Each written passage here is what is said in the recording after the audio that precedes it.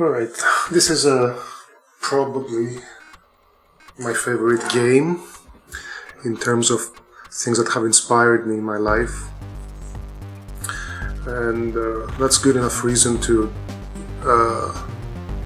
have a go at the original software on the Amiga with emulated Amiga with a fairly well emulated CRT filter.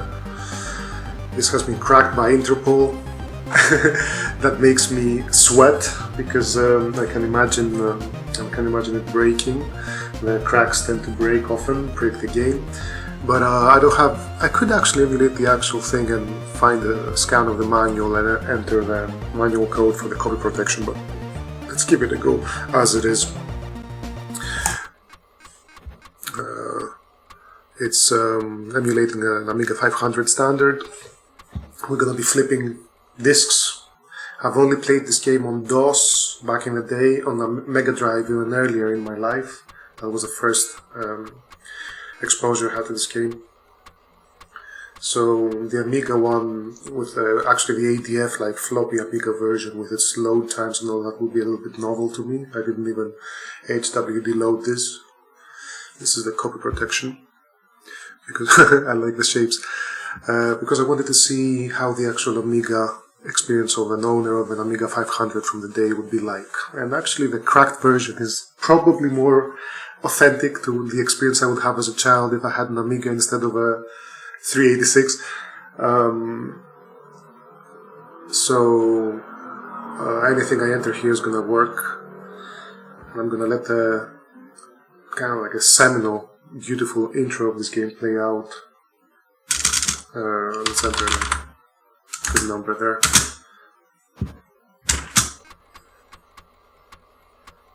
Playing this on keyboard, no joystick emulation.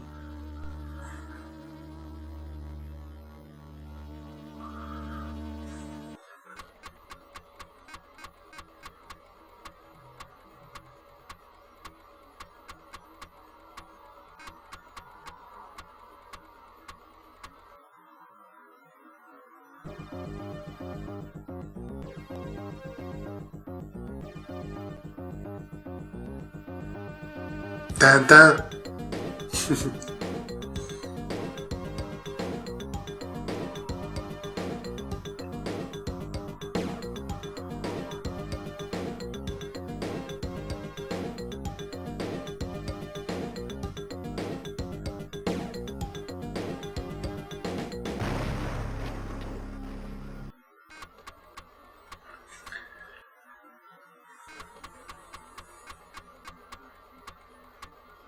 That's the intro.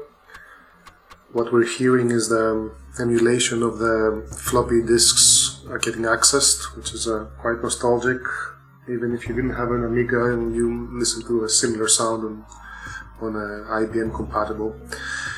The intro is very beautiful to this day. It's a technical marvel. It's vector shapes animated. I could go into the technical details of how this is made to quite a deep level, because I am a tech familiar kind of pixel artist myself, and I've studied these since I'm now 42. I've studied this since I was a kid. On and off I've looked at this game and other games of this era, and Another World, Prince of Persia. What we now today we call these games cinematic platformers. Back in the day we didn't have a name for this this breed of platform game. It's a resolutely computer game invention and not a console game archetype, even though I first played this on a Mega Drive, which is a console. I had the second console I had as a child after an Atari knockoff. On the screen here we see Conrad's face. We'll learn later that our main character is called Conrad. Getting lasered between the eyes. We'll see what this is about.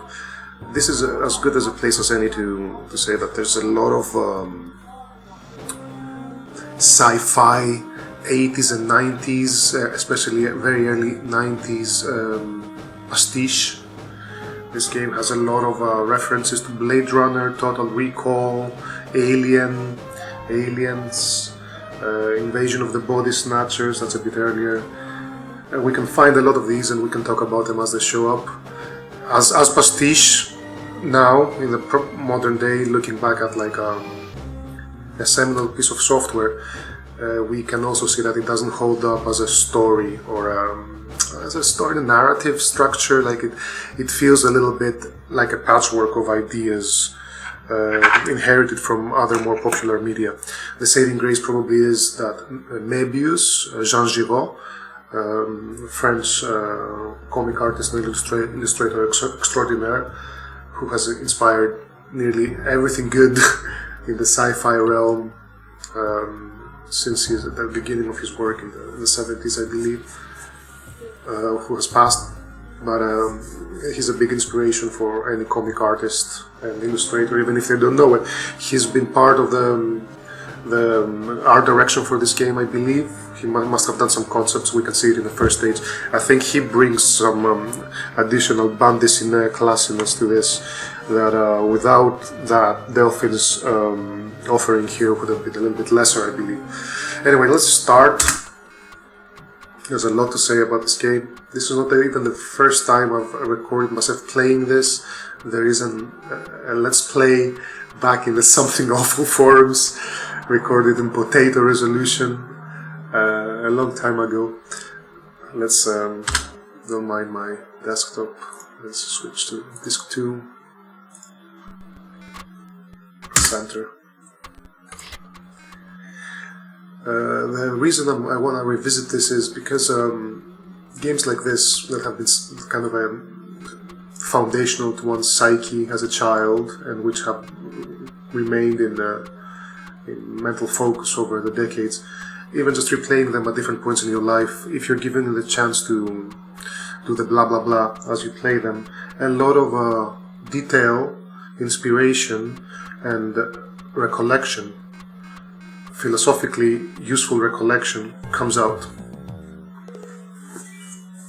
And I want to know what my brain actually thinks about this in 2026 as we near the end game of our modern world.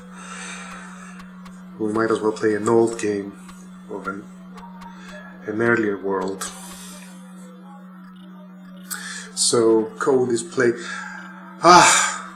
Immediately I feel good looking at this. I do have a question though. My controls are shift space bar enter to look at things. What is my inventory? Is it tab? I'm gonna have a bit of trouble with that. I do need that button. Let's see. Let's do the old keyboard check, pressing everything in order to see if there is any of the. So I will need the inventory very soon. Backspace. Del insert. What could it be? I might have to check for the manual, but let me at least... Function keys? Yeah, okay, function 1. Good. So we can play the game. Shift, holding down shift makes you run. I have to get used to the screen flipping timing, because on the Mega Drive it's a bit faster, I believe. On DOS it's near instant. Let's also do this. This is how the game teaches you what sort of game it is. This is instant death, and you get a nice cutscene for your deaths. If you want to continue. I had a little cold, excuse the coughing. If you get click-clacky, that's the keyboard near the mic. Excuse that, but it's also kind of cozy, right? The microphone quality is gonna be a bit shit, but come on, who cares? This is an old game. If you wanna hear my thoughts about it, you can get through a little bit of hiss. If you don't, that's fine. There's like a lot of other people have had a lot of thoughts about this game over the years. Let's get my movement back. Yeah, you can hold down to get it to crouch, and oh, in this version you cannot turn. That's very interesting. Ah, you can. You just have to let go. That's very techy, actually. You have to let go of down, hold the other direction, and immediately hold down again. That's not the best way to do that, but we'll get used to it. And you can do the instant rolls. I probably can pull out my gun. Yeah. Alright. So this game has an interesting control scheme that paved the way for, more than anything else, Tomb Raider probably. The details of the particles falling, the animation when you roll above the platform have always pleased me. As a pixel artist, this is a very beautiful screen to be introduced to the gameplay of this game. The creative technical solutions for showing depth with stencil brushes. How to explain this? I don't know if I can point. I don't have a mouse enabled to point at things on top of the graphics, but that's okay. Like the little bushes behind Conrad here are the same brush 3 times, and then the same brush on top of it with a different color in Deluxe Paint. And even the ones behind it are also the same brush stamped many times. Now, if this is stored like a bigger texture, like a bitmap, I do not know. I think it probably isn't. It's probably like, because this game has an underlying vector engine, it probably has like stamping. So to save on memory, all these old games are an exercise in technically trying to solve issues of memory and storage and processing power to do something creative and beautiful and high-tech compared to all the rest of the games around at the time. So in order to save memory, this is like a complex mesh of brushes and tiles, which are not exactly the same concept. A brush can probably be placed anywhere, whereas a tile usually is placed on a tile map, which means there's a grid. You can see the repeated patterns of like, do you see this strand on the far end of the left side of the screen? It's made out of certain tiles that are on an 8x8 grid repeated, so you can see the repetitions. To do something organic looking like this on a tile map is a very expert kind of job. The beauty of the graphics I can wax on forever. Like this has been a big inspiration for me. Conrad being kind of flat shaded against the beautiful backgrounds is also interesting because he looks like an animated character from a cartoon on a more lushly drawn background. This is also an art direction choice I support for a game like this. Also, it's probably easier on the artist to do all these frames of rotoscoped animation. Rotoscoping is when you film somebody do this motion and then you pixelate on top, like the results, you basically redraw them for the most part to get the fluid motion. It's a primitive version of what we today call motion capture. You can see some shading on the shirt, and the back leg has another blue. And on other versions of this game, like on the SNES, Conrad is a little bit more shaded, but I don't think to the betterment of the art. Also, the flat planes of color in a CRT emulated environment, and obviously on the original environment on a blurry ass Amiga monitor, which was a TV basically. It wasn't even a VGA monitor. All the flat shaded elements of this game, like the far background which gets scanlined, which gives them a texture first of all, so flatness is not so glaring, and second of all, this scanline effect unifies the look. It makes things mesh in a very interesting way. Hopefully I'm video capturing this at a quite good resolution, so even though my audio is shit, the visual representation of the game will hold up, which is much more important. You can hear the human voice through the static and the crackle, but we have to do our best to convey how such a game looked in the present day. Alright, so the game controls, you can walk around with the arrow keys. If you hold the shift down, you run. If you run and you press up, you will jump at the next available animation step, because this is an animation cycle and the game is tiled. 16 by 16 chunks. One step shows you kind of the grid of the game.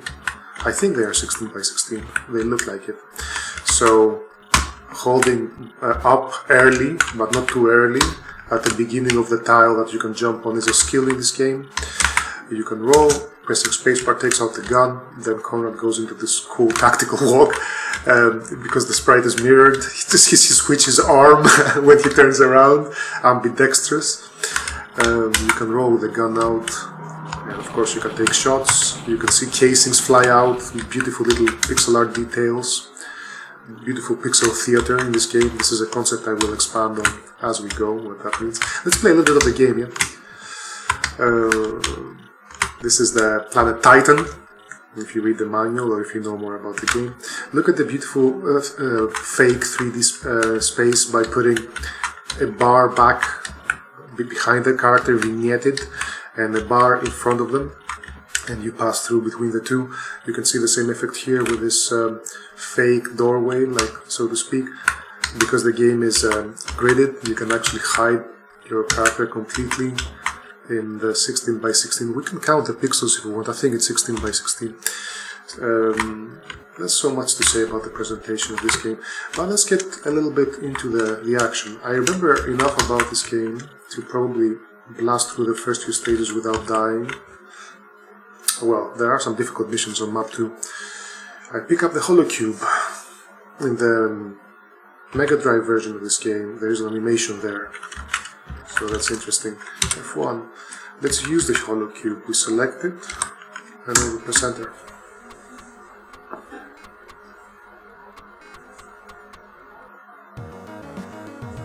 We get a little bit of background information, kind of the premise, the mysterious premise of this game. Yeah, it's me. That also looked like me as a child, which is...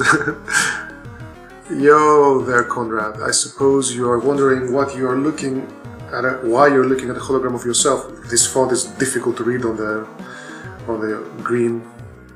But it is a good question. Why am I looking at a hologram of myself? Good question, but one that we don't have time to answer. Time is short, so forget why. Just leave. That's a contact our old friend Ian in New Washington. So we learned that we are on the run, as we saw in the intro. There is New Washington, as opposed to Old Washington. There's a friend there. He'll explain everything. Good luck and be careful, because that's my body you're using.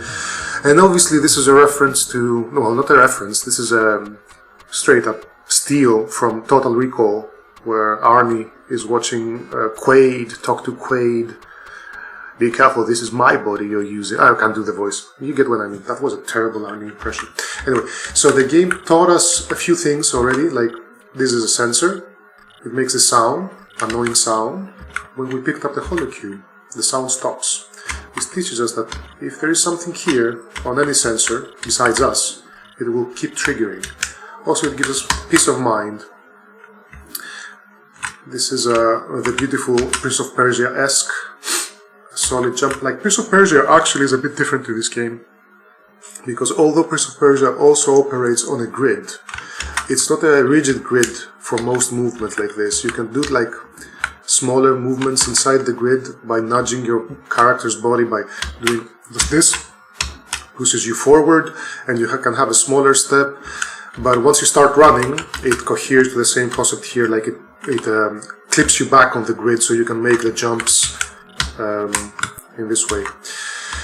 Prince of Persia feels more organic. This feels a little bit more like a puzzle game, if you want to make that distinction. It is important to me because I think most of the other cinematic platformers took from this more than they took from Another World or Prince of Persia, in that they kept to the grid, like Blackthorn.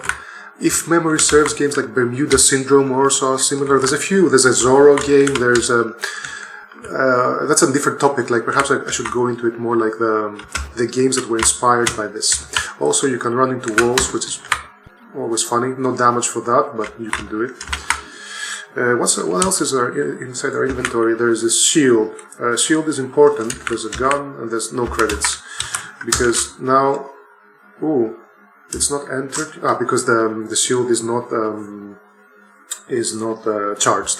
You can. Oh, actually, no. I remember I incorrect. The shield is charged, and it says 3, so I can be hit 4 times. 3 times is a personal shield, and then another bullet will just kill me. Realism in cinematic platformers. I'm gonna get a shield, like a personal, like a force field later. So for the beginning, we just know that we have 4 hits before we die. We can recharge the shield if we find a recharge station. And also you notice an advanced thing. If I run, if I click forward while holding down shift, I don't have to keep holding forward.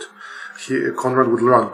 If there is an available jump, let's jump in front of me, he will automatically do it. So for this I just held down forward. This is good to know if you're going to play this game and you don't have the manual. I sorted this out, I figured this out on my own as a kid. Even though I had an original version of Flashback on the Mega Drive, perhaps I didn't read the manual well.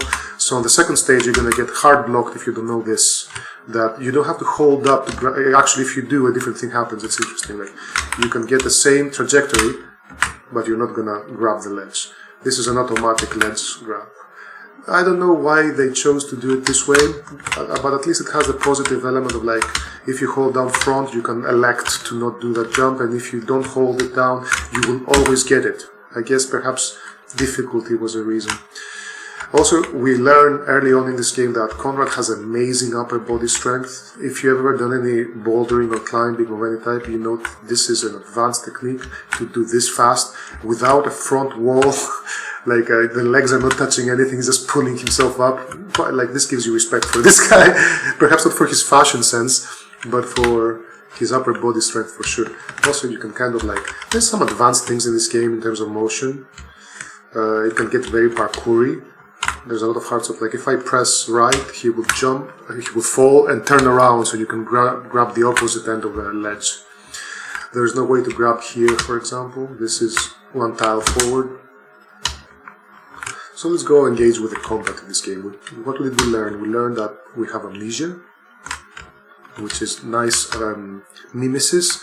We don't know shit about the game. Our main character has amnesia. This has been a device used so much in video games.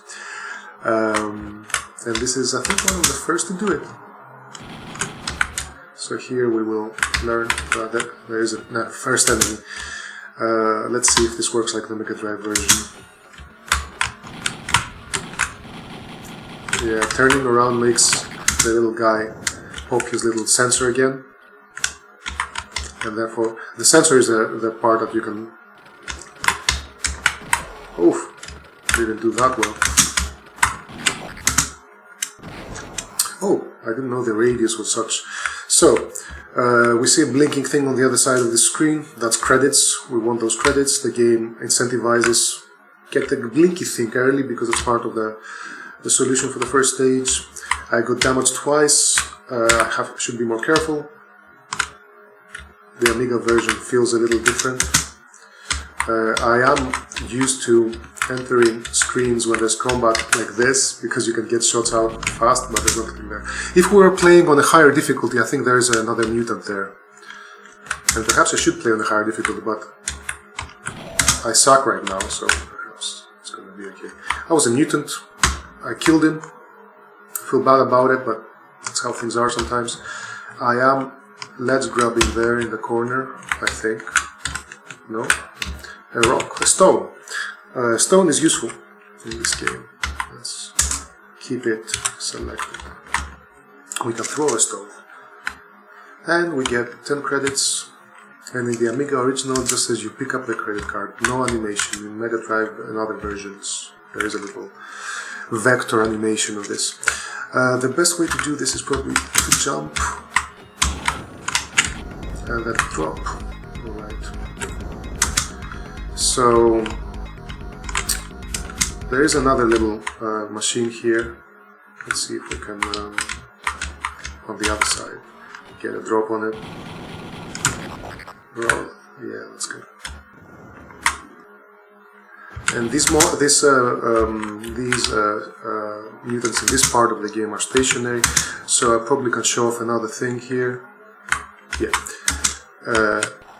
Melee, but it works only in the tile in front of me, so he cannot shoot me at all.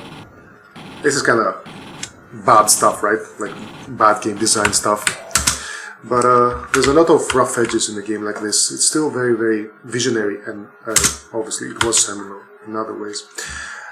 This door, we solved this combat scenario in this way, but we could also have had the choice of making this jump, pulling up, pulling the weapon. As this opens, take a shot. That would also have worked.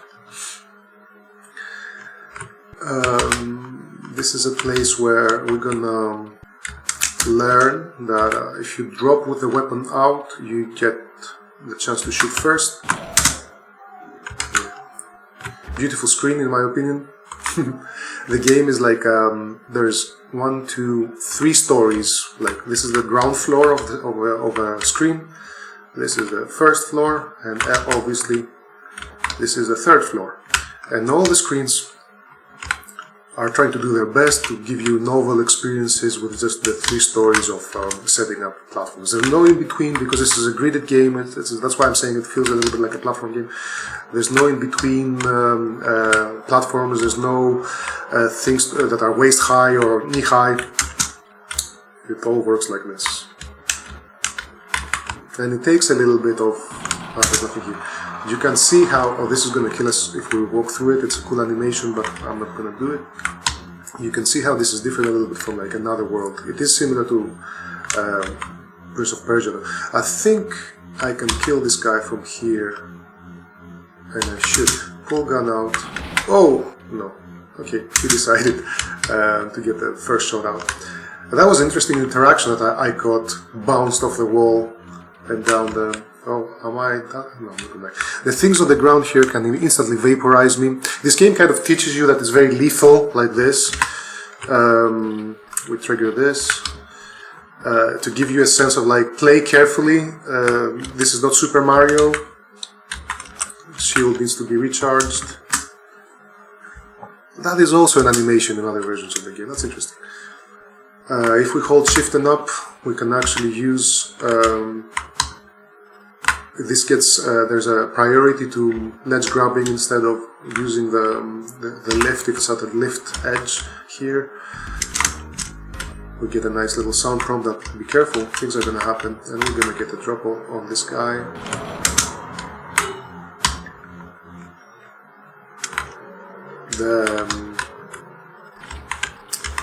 The feeling on how to play this game is slowly coming back. I'm going to be refining my movement as I go. So this is a little simple kind of like lift puzzle.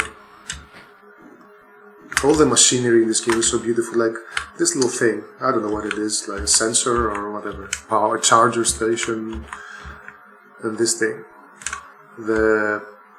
I think this is 16 colors on screen out of a 333 bit space, like 3 bits per channel, the Amiga standard. I think it's 333. Like, as a pixel artist, there's a lot to say. Like, look at the little shine on this machine.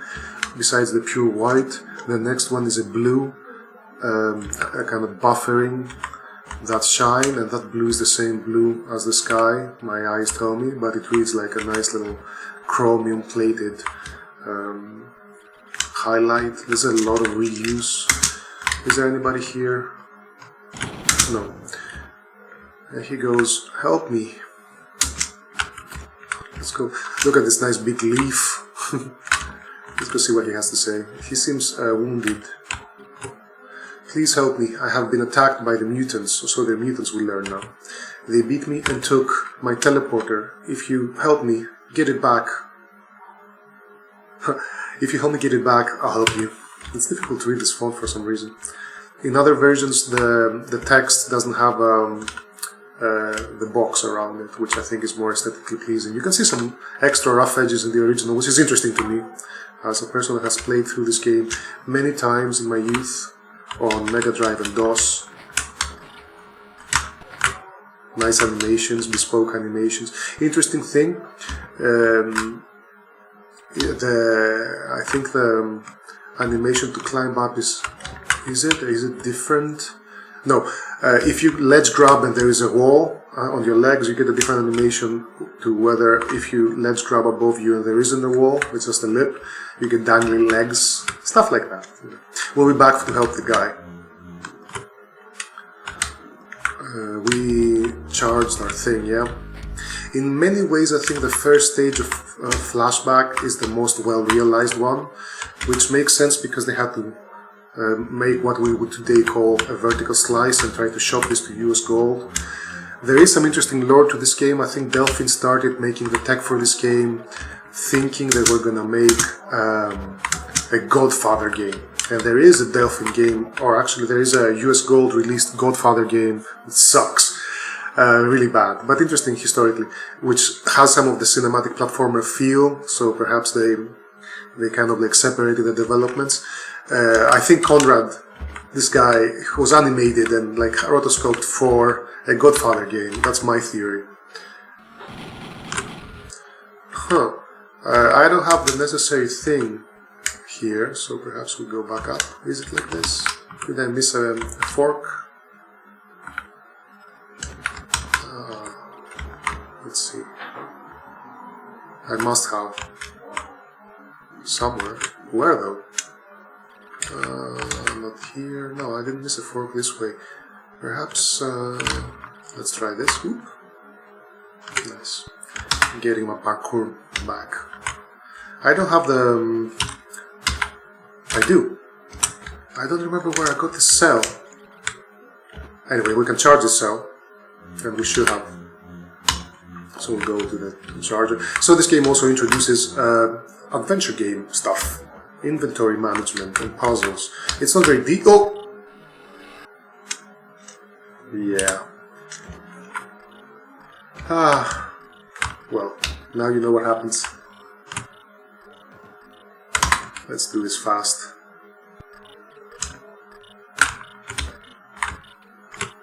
And perhaps not get damaged then. I don't wanna save and reload this stuff. I should be able to do this well. Speedrun mode.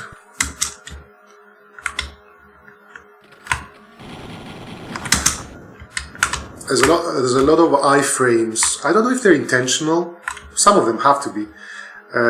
Like turning around, for example. When you have how to explain this? Certain animations and certain parts of animations are immune to damage. The enemy shots will pass through you. Why?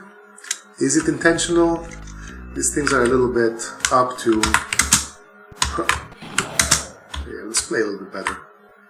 Up to personal opinion. Okay, so credits. Did I have the charger from the beginning? That's a good way to... No, I didn't, so I pick it up somewhere. I know, it's below. Okay. I thought it was more credits. We don't have to go listen to the sob story again. So let's do this. Oh, excuse me. Alright, back at it. Excuse me. Oh, is that death? That's death. Man. Falling 2 stories means death. It's okay though. Also, tip. You don't really have to pick up the hollow cube. You can for reasons of story, but it's not necessary for finishing the level. And your inventory gets cleared out of useless things between levels.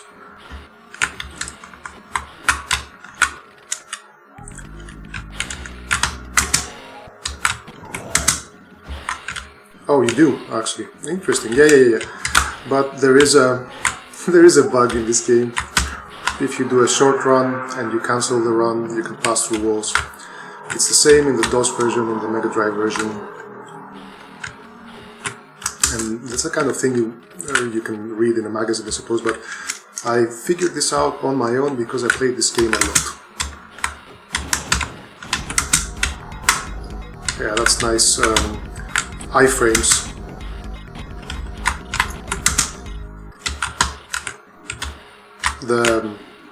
The music, here's the cell, yeah. The contextual music is cool. I'm not gonna pick up, actually I should pick up the rock because you do an interesting thing with the rock. This is gonna waste time, but it's okay. Avoiding the damage. There is a beauty to screen, how to put it, screen changing platform games instead of screen flipping, yeah, instead of camera locked to the player character kind of platform games like Super Mario. Generally speaking, I think, did I pick this up? Yeah. Stable screen feels so much more solid for a moving character. And although there are some finicky things with manipulating gameplay at the edge of screens, as you see even in this game you do this a lot. We'll have to charge up the cell. There is some, you can call this gameplay, or you can call this like tech manipulation, like manipulating how the game is created. But the game does this on purpose sometimes. Like there are combat encounters where using the edge of screen is kind of like expected. Recharge the cell. That's a shame. I really like the animations. Let's not be stupid this time. Ooh, interesting. You can't ledge grab on these because you have to. That command is used to move them up and down. Yeah. Now we have a fully powered cell. I really like the animation of the charge up of the cell. It's a shame we don't get to see it in this version, but that's okay. Here we will actually at least use... there is probably this animation though. Let's see. Yeah, there is. That cartridge went very deep. Oh, Alright, that's interesting. For me, this force field. Why are we moving so much faster here now? The frame rate is not locked to anything, huh?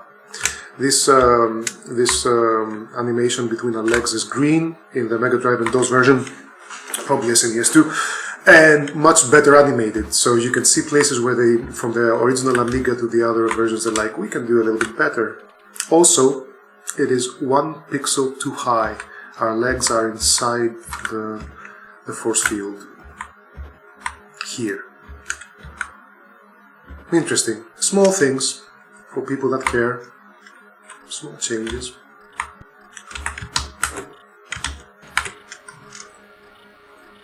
Where does this take me? The layouts are, not 100% in memory. So.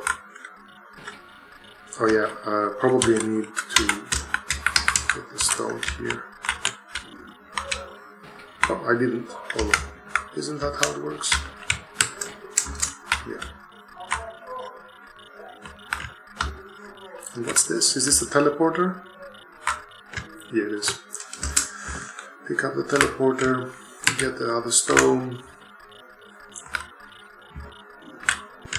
Could probably immediately go return the teleporter. I should, huh? Okay, let's go do that, I suppose. Hold on. If I go around, yeah, I should go around because now this lift is up and we can go through the hole in the lift in the other screen. And I think there is a save point. I'm not gonna save. I'm gonna do the whole stage without dying. Damn it! Yeah. That's an interesting thing. I wish there was another button so I can do this run. Ooh, okay, that's close. I was too close. Yeah, such thrills in this game. I think there may be more in between animation frames on a certain few animations in other versions.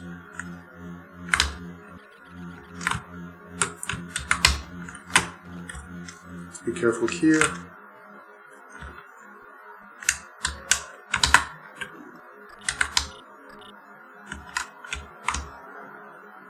Animations not being like frame locked is really interesting. This is a place where you literally have to manipulate the edge of the screen to get the first shot. Oh, I made a mistake. But it works out, I think. When I rolled, I pressed the sheath weapon button, the spacebar, instead of the shoot weapon button. But that made me run out of the roll, which is a cool movement techy thing. And then because he doesn't have a melee attack, he had to move out of the way to try to get a shot on me, and he got pistol whipped. You can also tell which animations are like rotoscoped and which are like fuzzed, because I don't think the pistol whip is a The rotoscope animation. Yeah, I will help you. That's why I'm here. Take this teleporter. Teleporters, you need a teleport destination item and a teleporter. He probably has a teleport destination number, so we just give him a teleporter and he fucks off. Yeah, I know what your story is. Nice teleport animation on this guy. Thank you, no gap. You've saved my life, thank you. Nice animation, different to our teleport animation later. And we get an ID card. Important. Because now we can pretend to be somebody. This screen always, now that it's empty, always felt like as a child, it felt like a home base. I don't know why. Like, you know how you invent games before games get invented? It's not a big deal. You're not like some sort of genius. The person that made Minecraft probably had the same childlike feeling in another game. Like, you can imagine like collecting your shit and building a base here. Scaffolding and your... I think I had that childlike imagination of like, it would be really cool if such a game allowed you to build things on these tiles. And then 10 years later,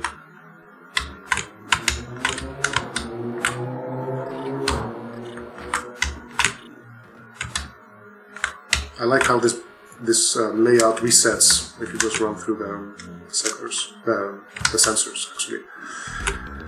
Alright, so we got an ID card. We didn't get zapped by the ground zap. This one has a different death animation. If you step on it, you have like a vector animation of your body disintegrating into triangles. Really cool. You know, as is the custom, perhaps at the end I'm gonna put a little collection of death animations. This screen is crazy to me that you go faster on it. I think it's just a Mega Drive version that is FPS unlocked. So now we can go below here. Aha! And what's over here? We can also go below here. Oh, it's a lock, but we have an ID card. It doesn't work here, we need a key. So, there's a couple of ways to deal with this encounter. One is to throw a rock, I think, and they will start walking towards the rock. The other one is to be a little bit ninja. I think this is one way. They won't shoot though. So just, let's see if I've got the iframe timing right. When I drop on the ground, I will shoot, and I will kill the first guy, and then delay slightly, or not delay slightly, immediately turn around. The turnaround animation when you're crouched, I think, has iframes. I didn't do it well. Anyway, that's why the game gives us, that's a lot of buffering, that shoot press held on for a while. Okay, so that's why they give us this in this difficulty level at least. Now, I don't remember the layouts of every screen, sadly. You would expect. Is this enough distance, or is it one more? Nothing here. I do think there's a little guy though. Isn't there? No. The little droid guy. Look at the beautiful screen. Oh my god, these assets. The big tendril-like foliage is beautiful. A beautiful game. When I was a kid and I started working on pixel art as a young adult, and we were thinking pixel art is going to go away because resolutions, technological innovations will make it irrelevant. But I think now we can safely say the look is here to stay. It's not just like a good idea technically, it's also just beautiful in the way you cut it. So this guy, we can throw a stone and he will turn around. Actually, let's do it. I would rather jump shoot him, but let's show off the intended mechanics of the game.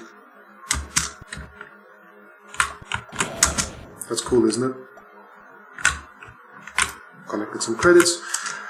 I always thought this was going to damage me because everything kills you in this game, but for some reason it doesn't.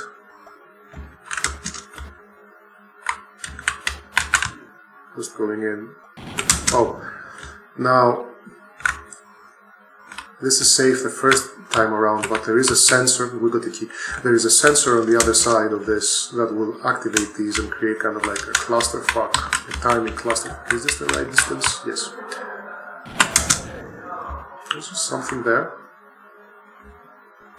Some more credits. Hidden credit cards just strewn around. This is the sensor that will turn on the guns, but as you can see, there is a way to avoid that. And this is the big 500 credits.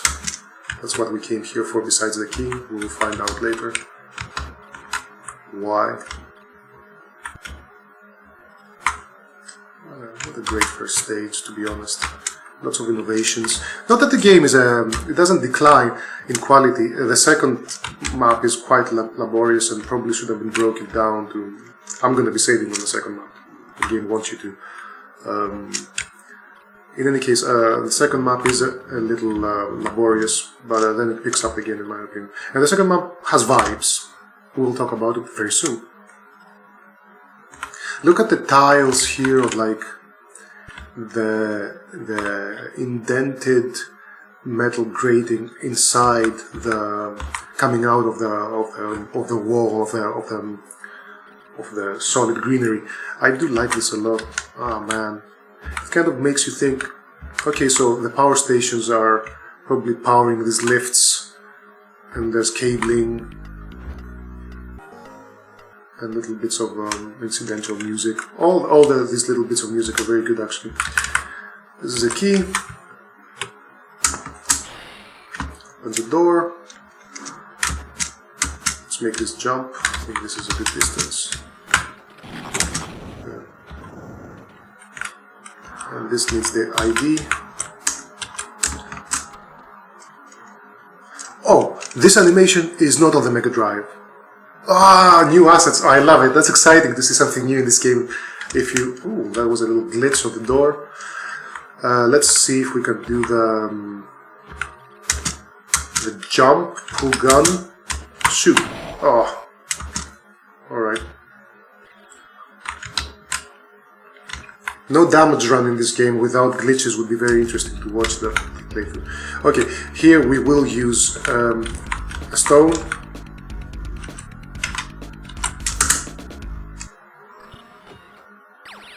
Get wrecked. If you're low on the ground, you don't get shot here. Alright. Oh, that's new. Okay. Is that I think that's the same in the Mega Drive. You don't get shot by the turret on the last screen. So here, there is a guy, right? There is a little robot guy, isn't there? Nope. Hi, old man. Can't shoot him. Also, you can make this jump to the other side. That's an interesting thing for me. I don't know why it is an interesting thing, but you can make this jump if you know the technicals, obviously. So you can go to the other side, and I don't think there's anything there. Oh, there is a recharge station. Is it the same on the Mega Drive version? I don't think so. Let's recharge just for fun. Let's also check for credits. I love this animation. That last good use of this big leaf. So, imagine making the first stage of such a game that is obviously like 3 stories tiled puzzle platformer, and your first stage is organic looking. I think this is a clear tour de force. Also, I do like here, do you see in the background that we just have 2 shades? The black, or if it's perhaps it's off black, I'm not sure. And the first mustardy, dirty green shade. And then you can see actually, if you look there, the second green shade, before we go into the more oily and wet highlights. You can really see how things are made if you pay attention, what they're made of, and how you could perhaps potentially make something like this yourself. That has been the story of a game like Flashback, for me, in my particular case. Who am I? Just a guy. As you are. Or a girl, or anything in between, I love you all. let's talk to him first. Here. To get to New Washington, very convenient, you will need to jump down this chasm. You will need an anti-grav belt. Do you, hey old man, in the middle of Titan Forest, do you have one for sale? Heh heh, or perhaps hee hee. Not hee hee. Yep, but not cheap, 500 credits. Well, if this was a modern video game, we would probably shoot him as a second option. But in this more civilized world of 1990... Is this 93? Anyway, we can give him the money if he gives us the belt. That's an animation in the... yeah, in the next versions of this game. And perhaps in the revision of this game on the Amiga. I'm sure there's like other versions of this game later on. But we just need to have it on us, and now that if we drop here, and we will drop down here in style, we will not just get the first part of the animation, which is the same death animation we saw in the beginning of the map. We will get an exciting anime cutscene.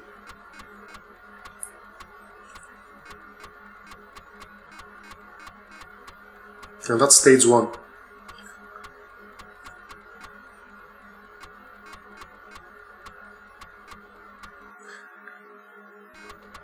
The fact that this game doesn't have constant music, I think is much to the vibe betterment. Like, it's very good about this.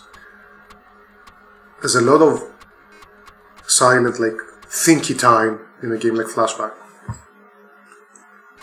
Let's see this animation. Also, the cracked version held up for the first screen, the first map. What a convenient thing. These are scaled vectors to store in memory.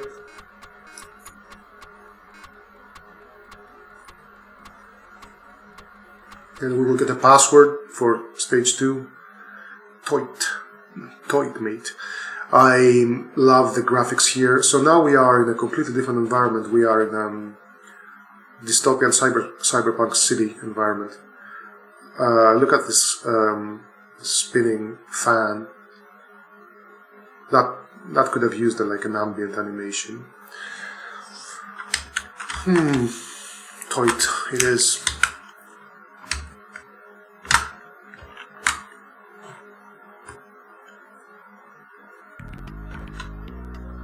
I love that. So the game teaches you another thing here. If you want to check out the screen below, hold the button. If you didn't do this way, the two-story fall would kill you.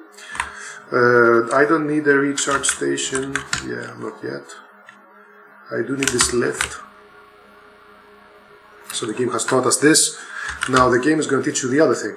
As we talked about, if you don't read the manual or you don't figure this out on your own, you will never be able to make this jump just by holding forward and jumping at the right time, which is up. Shift, forward and up. We will test it. Hey, can't make it.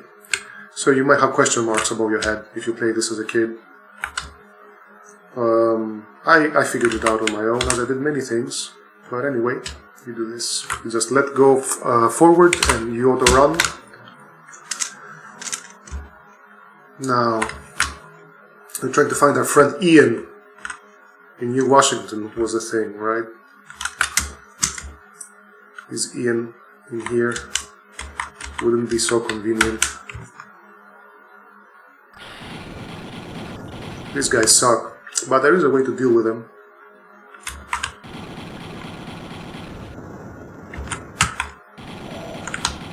You just abuse the screen edge. Also, they're not this red color in other versions of the game. That sprite got reworked a lot on the Mega Drive.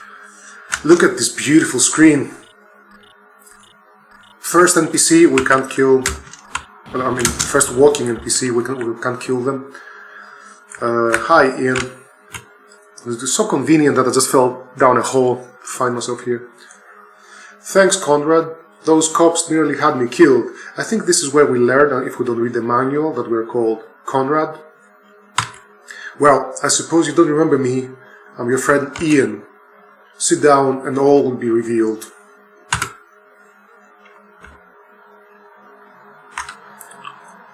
So, We sit down on the magical sci-fi chair and we get a nice cutscene.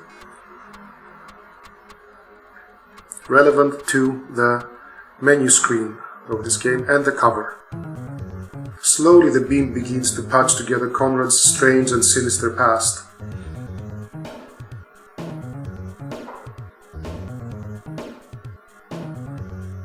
Cool music. The thesis of the study. Oh, we were in the university. Retina scans of citizens has revealed something. Checkity check. Vastly superior eyes. Eyes I now know to belong to extraterrestrial beings. It's very Infowarsy. The aliens have been infiltrating everywhere. Body snatching. My interest attracted their attention. I decided to store my memory like in that movie. In a holocube for safety. For I knew too much already. I told Ian everything I knew. That probably would be enough, Ian, Conrad, but anyway, we're doing a total recall. We get sniped in the back.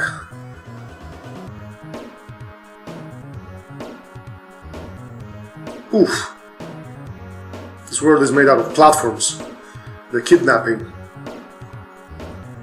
The vector rotations. He has no memory now. They erased our memory. Fog. Brain fog. A moment unguarded. And escape. That's very convenient. So these were the guys chasing us in the beginning in the intro. Nice like cinematic cadence of like starting with no information, getting through the first stage and getting the actual setup of the game. There are aliens amongst us. What we're gonna do about this, we will find out. Will we make it back to Earth, as the Biosphere song goes? It's expensive, so you'll have to climb the Death Tower to earn enough money. So, evidently, this planet we're on, Titan, is not Earth. It's a different planet, hence the alien Amazonian look. Beautiful art direction, like insinuating things through the art and then getting the payoff later on without a lot of exposition or like you might have thought you've been on Earth, but actually this is not Earth. Piece it together by actually close reading the few strings of text in the game. Also, we get told that there is a Death Tower. What that is, we'll find out later. But we're gonna go there and participate in Death Tower to make enough money. The Running Man is the another reference, like a little Varney stuff. Yes, it's a game show. The prize, it's a ticket to Earth. So we also get a little bit of class warfare, consciousness stuff in here, like people want to get out of the shithole and go back to Earth, but nobody can make enough money. So the way to do it is to risk your life in this stupid game show. Okay, I also need some false papers. No problem, find Jack and get them from him. Also take this force field generator. You may find it useful. Be careful with it. Great. Thank you, Ian, my friend. Good luck. I'll contact you when you get to Earth. Does he ever contact us again? I don't remember that. Oh, I think I do remember. So, we get a nice little pocket watch. We can do this with this. Nice little animation. In front of where we're facing. This can take a shot. But it has a cooldown. I can't mash it. You see, there's a gap. And when it gets shot, it disappears. You can't just make it reappear immediately. It's the same timing. So, that's the timing. So you use this to take one shot usually and get the fuck out of the way. We will test it. And that's kind of all the combat mechanics. This switch is broken. The fuse has blown. I love that in the future it's still like fuses. Alright, let's make this jump. Ooh, lots of loading here. Now, this is a good place to actually try our force field. Oh, he didn't get to shoot. That's fine. He also had a force field. But we shoot so fast, not a lot of enemies will bother with force fields. Oh, that's what I meant. Do you see this animation where you're against the wall? Look at how the hands stay close to the body. They don't swing around. And look how they go when... Like, attention to detail. Attention to detail. We should make this jump. It's safer to make it the other way. Make it from here. Huh. We need a good dual guy. Huh. Now I've got the fuse. This switch will now work. Same bug in other versions, it immediately auto switches to the last item. It was the force field, so it buffers the key press for force field. When the lifts are moving, you can jump through them, they're not solid, because the game would get too complicated if it was like that. Complicated states. And now we will see other NPCs just walking around. I hope he walks around, right? Oh, what's up? Hello there. Nothing to say?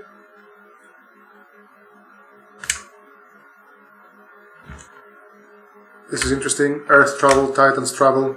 It's seeded that when we have our papers and whatever, this is where we're gonna go to get through to the next stage. Oh yeah, he does move. And also, if memory serves, they move a little bit slower than you or faster, I don't remember. But it's good to see that they actually built NPCs for this, not just stationary guys. Hi friend. Welcome to New Washington, young man. Here is a map of the city. You should find it useful. Thanks.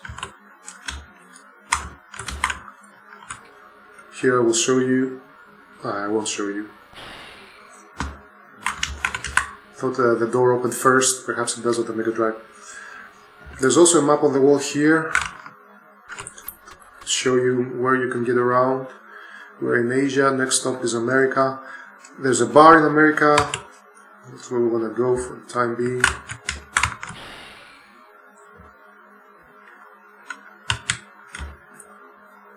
That's a fast rail car. We get seeded that there are restricted areas. We cannot open them yet. Here you can see that, yeah, the lifts are not squishy lifts. And this one is a sensor. I don't know why.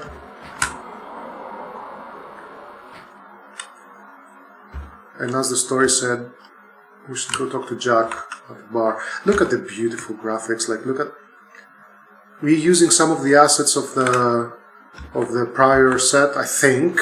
No, they're redrawn. The leaves are redrawn, I think. But still, we're still on Titan. We're just in civilian sectors. Hi, guy with cool glasses. Did you see Jack? Sorry, I've never heard of him. Would it help if I mentioned Ian sent me? Oh, okay. Jack's outside, which means on the right side, but let's go check out this side as well. We need a key for that, perhaps later. Hold on, can't we do a full jump and keep running when we land?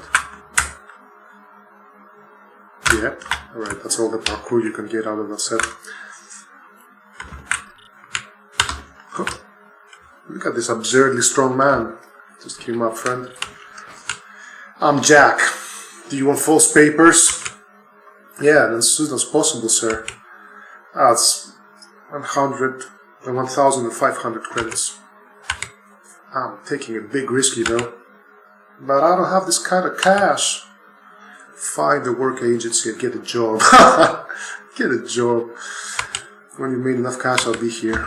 Shame we don't get to keep the excess cash from the first stage. So the game tells us there's going to be some running around in this stage. Also, you can't move while you're on this, but you can take out your gun and shoot, and that'll come in handy a few times, like this. I'm gonna lose this tram, that's fine. Where is the job center? Europa. Let's go. Chop chop.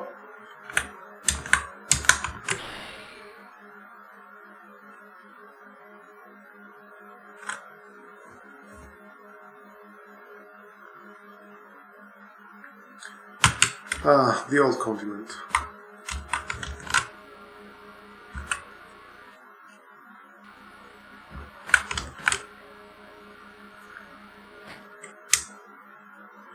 So here we see this would be the entrance to the Death Tower show. We don't have enough money. When we have money, yeah, papers. We need papers to do this actually. Yeah. So you get a little bit of an idea of what kind of show this is. Photo. Do we have any money at all? 0 credits.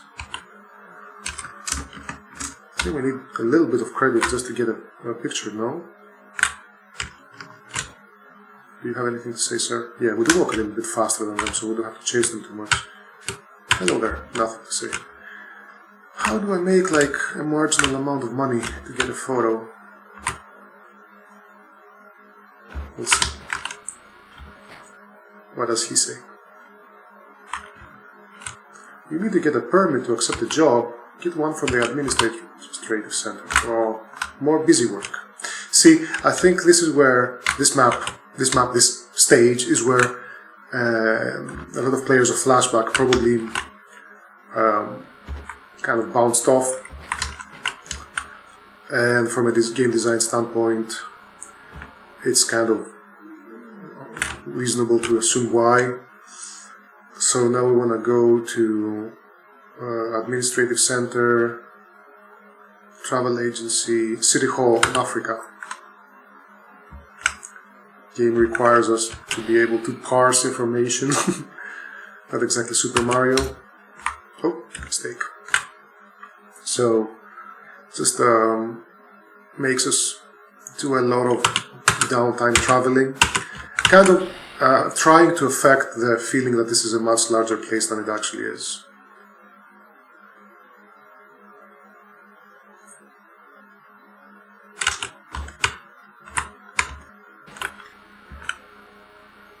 It is a technical wonder for the Amiga though.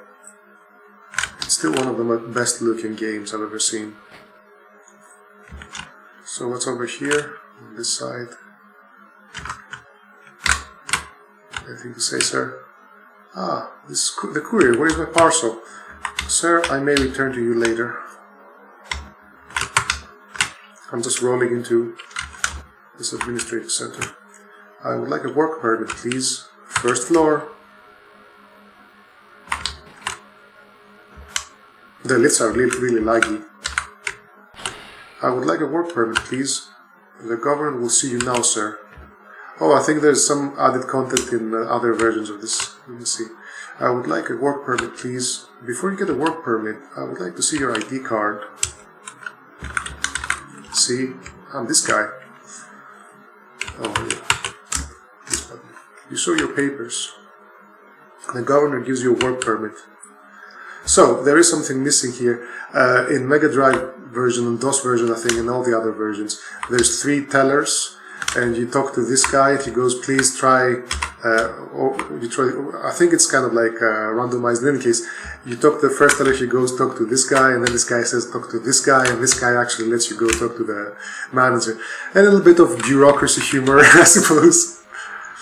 So we've got the work permit easily. We didn't need a photo for this. We will need a photo for the false papers, I suppose, yeah. So now we can go work at the work agency, and we will do like a few different missions to get the money, increasingly difficult as you would expect, and we'll get some nice Blade Runner-esque pastiche, as you will also, you probably noticed, but we'll see actually. Job Center, Europa.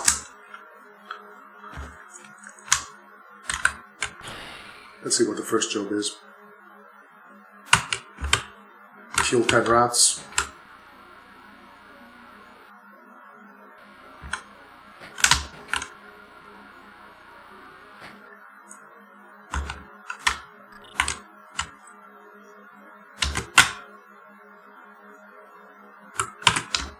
Oh. No go.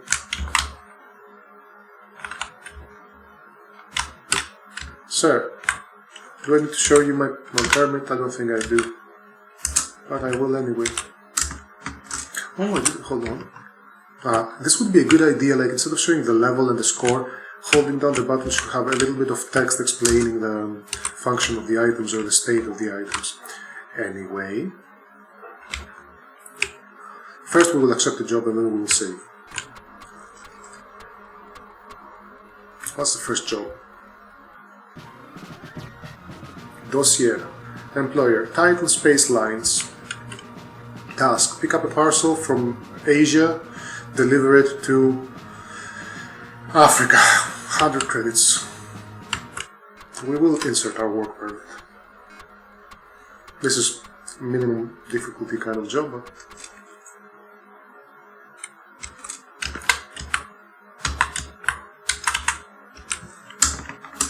full animation.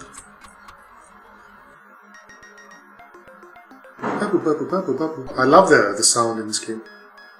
I love everything in this game. Almost. Gonna save. Let's see how the saving goes in this Amiga version. Have I been shot? Yes. Saving takes a long time on the Mega Drive. No time on DOS. And suspiciously long time on the Amiga.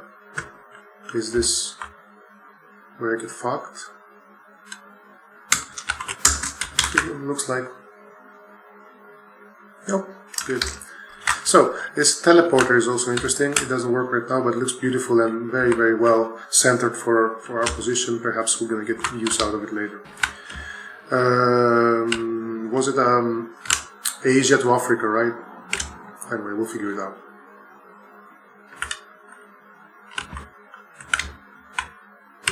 Should be careful when you teleport back from work jobs. The platforms might not be here. When you fall and die, also in the civilian sector. It's not OSHA approved at all. I'm Greek, by the way. I don't fucking know what OSHA is. This tells you how much like American culture has permeated everything. This is French though. This game is French, so it's a Greek person playing a French game. That's nice. It's different. So I think the parcel was over here, wasn't it? Let's see. Or is this the destination? I'm the courier. Ah, take the parcel for the travel agency. It's very valuable, huh? And now we'll go to Africa. Easy 100 credits, you think?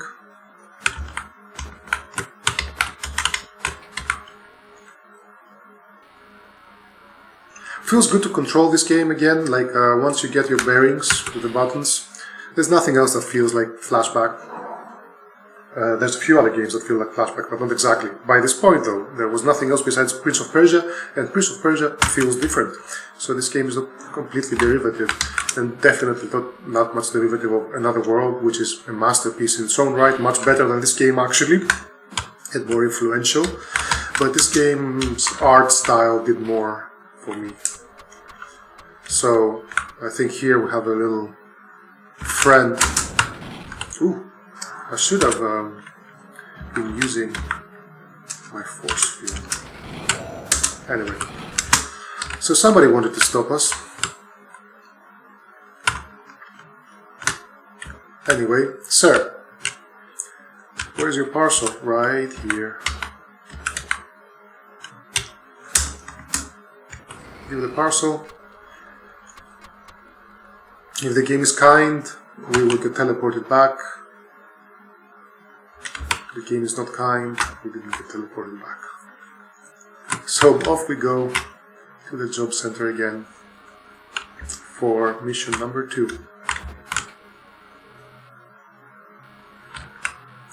This is like by this point I think you've spent as much time on this stage as you've spent to finish the first stage. I don't remember where the job center is. Correct. So this is a long stage.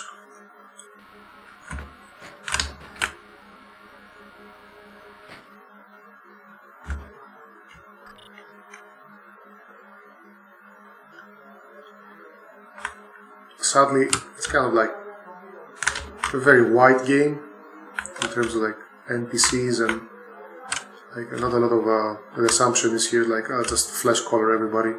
Flesh is flesh, but that's a missed opportunity. What's the second job?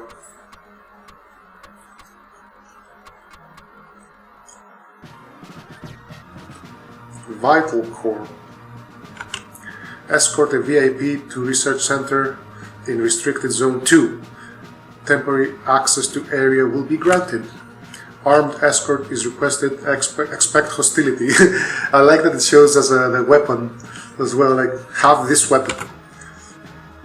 300 credits. We will. Don't forget to insert your work permit.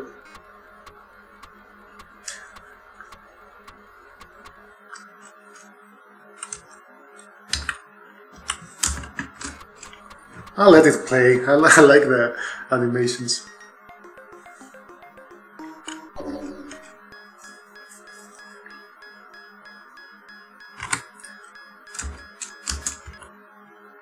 Do another save. Take a long time. Yeah, I do think it's a Mega Drive game. The lifts do not lag the game as much. Poor Amiga 500.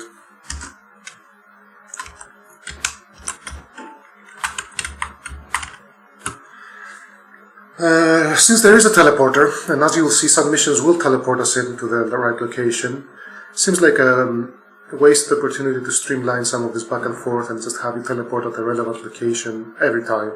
But you can read it in your mind as more dystopian, bureaucratic complications, like it's not worth the energy to teleport this guy unless it's a very time-critical mission, unless he's shown his skill. He's still making like courier money. One thing I would like about this game, or a game like it, is make sure that like all the different movements flow into each other without any hard stops. Like you get a little bit of a sense of here of running, rolling, but like if you jump from a higher place like this, you will do a little on the ground. It'd be cooler if you could roll out of this animation, keep rolling, so it's more parkoury. But that's asking a lot from the first time anybody tried this. Well, the second if you count Prince of Persia, which is very parkoury, but has similar kind of stops, hard stops to the animation flow.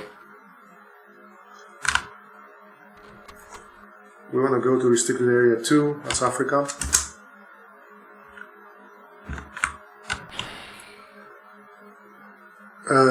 I suppose a cool version of this game I would make is more flowy movement, really play up the parkour element, and the shooting is on a thumbstick or mouse, so you can shoot not just directly in front of you.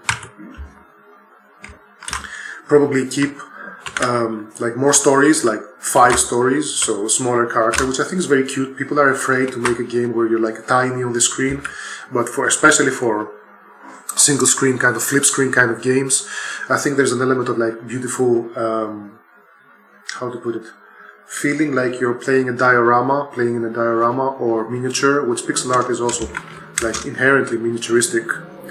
So more stories, more flow, shoot, 360 degree angle kind of like shooting, and I wouldn't even like really care about a lot of guns or a lot of variation to that stuff.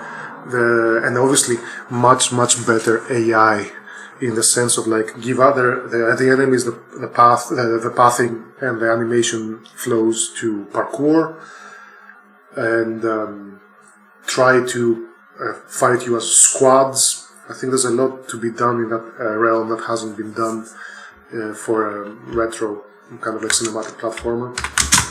So here we will meet our guy.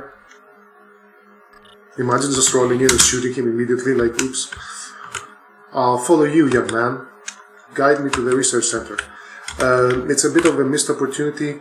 This guy cannot be damaged by enemies, but still keep in mind that like you're doing an escort quest. Oh, his back shoe is the different color than his front shoe, something that was fixed in other versions. Has like a brown in his And he said, I don't think there's anybody here. No. So you have to do, because you cannot let's grab and he doesn't have the upper body strength. That's how they make you do the escort mission. Still, it's an escort mission in a game of this type. There's a lot of stuff. And we get introduced to mines. Don't step on the mine. You can use iframes though. Also, that sensor, which you cannot avoid because you have to pass through, opens the two doors. So now our friend will come with, Sir, have you lost your way, sir? Yeah, let's go. So what's your favorite kind of music? He asks us, and we respond, techno thrash. Clearly the most sci-fi sounding type of music. Not only how it sounds, but what's it called. Ooh, this lift. This mutant has psychic powers. All the mutants have psychic powers. We will drop. Huh. Pick up the key. Every screen is kind of its own thing. I love this game so much. We have a key. We use the key with the right button. We go back to the force field. Yes. Is there a guy here? Yeah. You're like, we're due for a new kind of enemy, aren't we? And we will be shown this new kind of enemy soon.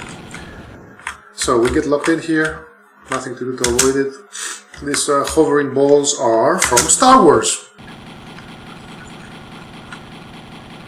And I do really believe one shot would have been enough for these, even if they're not that dangerous. Shooting them like 1,000 times, especially at this range where every second shot misses, is a very bad game design idea, in any case. Them mixed with other types of enemies are quite interesting as a challenge, so we'll take them. And I think that's is this the last screen of Escort? Oh, did I miss a key? I think I missed a key.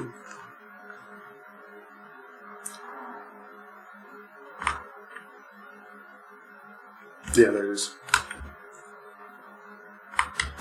Perhaps a little bit more than 2 pixels width for items sometimes would have been good. But then again, it's not like there's too many screens, you don't get lost too much. Look at like the usage of the lining the pixels, like that, the lining tiles, to create a lot of different detail work on the walls. And there's even like straight up, let's not use this 8x8 tile to make a break in the lines. I wouldn't necessarily do this. Yeah, you can see it above me, up and to the left. There's also like some broken tile work. I like I call it tile land.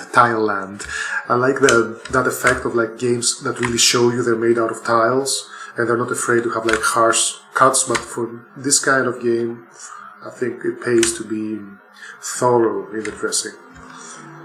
Like this screen is, see, there is a break here, but this tile behind Conrad here plays much better with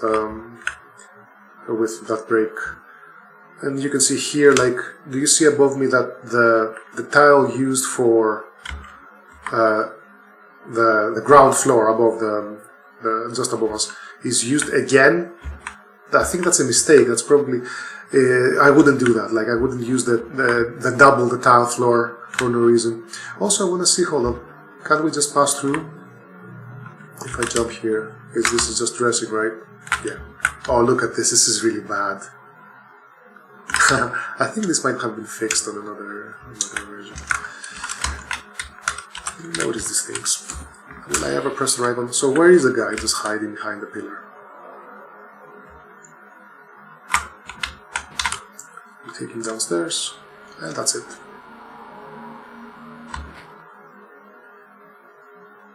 This is where he wanted to be. Thanks for your help. I'm out of danger now. Mission complete. And this time I do get teleported.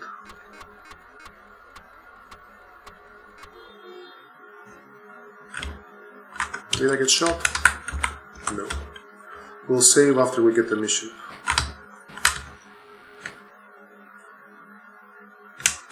What's the next gig? This gig economy is killing me. Titan TV. A replicant model, or the replicant. That's a Blade Runner thing, huh?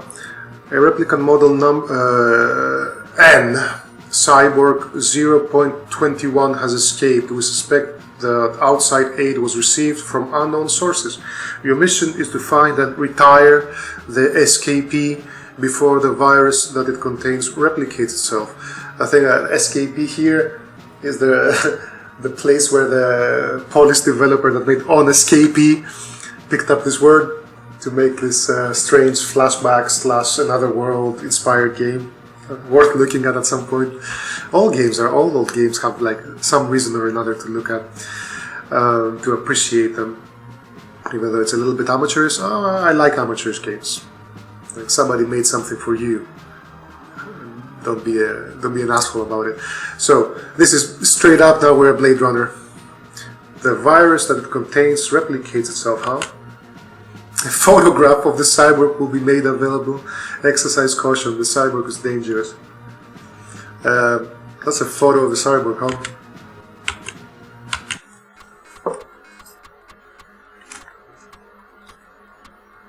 The missions are getting more complicated and more interesting.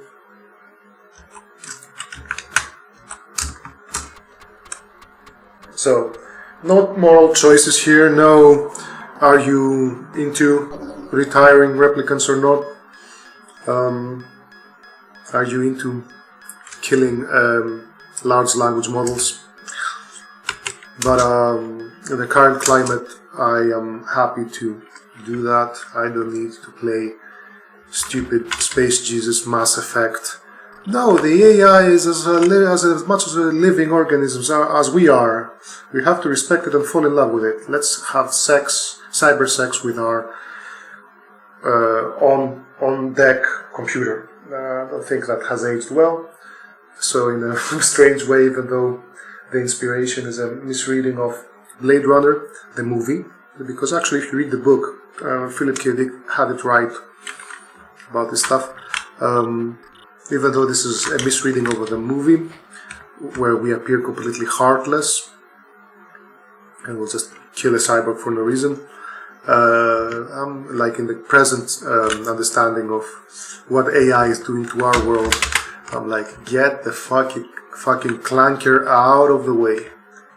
This is a place where, because we got teleported, we have to recall the lift, otherwise we just fall to our deaths.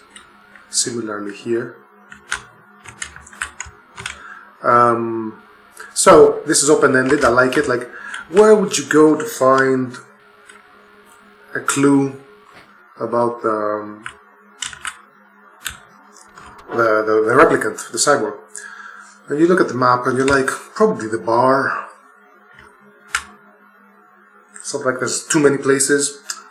Also, it does kind of appear like Conrad is wearing bell bottoms. This is an added point of against or for his style, his fashion sense. Your opinion may be different to mine. I like bell bottoms. I wouldn't wear them though. Cliff Burton was the last cool bell bottom guy, I think. Women can wear them.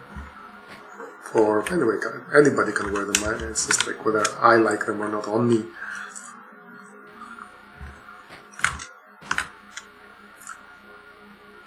So let's go show this photo to the bartender here, perhaps. Oh, another guy. Sorry, kid, you're too young to drink in here. Am I? He has nothing to say to this photo. How about this guy? You have a mustache? Looks like. I know this guy. He's a robot cop friend of mine. You know where your friend is now? He's near restricted area 1. He's a guard there now. But watch out, he's a tough son of a bitch. But I've got a force field.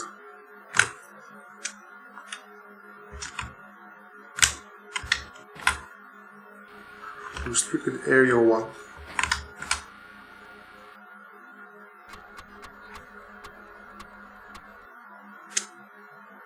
Oh shit. Oh. Are you okay?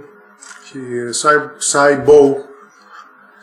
That's pretty silly. Cyb 021 just went to the bar. He's waiting for you there.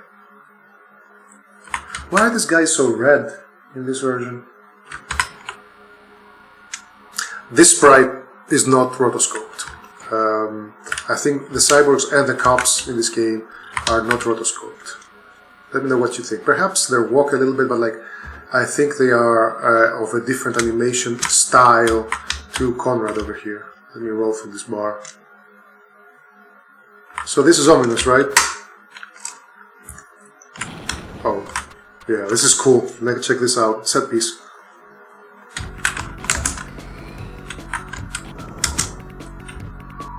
He tried to get us.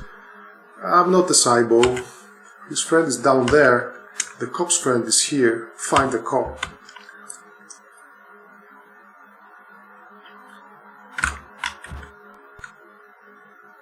So far so good with this cracked version. I'm happy.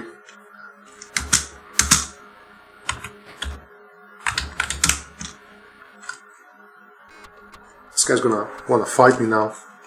The ambush didn't work.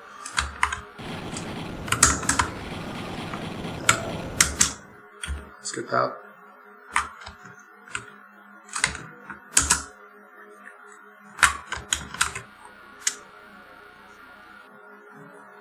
So, little scripted events, complex interactions, storyline, characters. You have to fill in the blanks with your imagination a lot of the time. I think it's a very winning combo of like cinematic platformer and more of an adventure game. As I said though, very pastiche. It's like all the cool ideas are from other movies and other sources of media. And enduring criticism. Ooh, that was a bad drop actually. And enduring criticism of video games. Like I remember playing what's it called? Hotline Miami, and being like, oh, this game has its own sense of style. That's really cool. Finally, and then watching the movie Drive and be like, can't we really do anything ourselves? Do we really just have to be like downstream from other culture forever? And for the most part, this is a criticism that has held for this medium. It is downstream of any other culture because making a video game takes a lot of technical expertise and even game design expertise, but writing a book takes a very, very different expertise. Writing a movie is very difficult. So the same people that know how to code a game or draw a game or design a game aren't necessarily the same people that have the big ideas. These guys, these are cyborgs. They do this fast run, which can be manipulated because it needs to be at certain distances. And that's how we're going to take care of these guys. They have iframes when they start up their animation. Okay, we killed one. See, where this game falls apart a little bit is the AI of enemies and therefore the combat that is tied to enemies. If you play this a lot, it starts to be a little bit of an easier time. Okay, so we got these, we can teleport it back. We made some good dough. Some implications that this cyborg was already like not working alone. Besides the cop friend, which is presumably a human, so we get that idea that like this cyborg has a human friend. He also had another cyborg that was working working along with him. Interesting stuff. Did I get shot? I didn't. Saving here. I think it's like 2 missions left. We'll see. It has been relatively painless. New Washington. I remember it being a little bit more dragging along.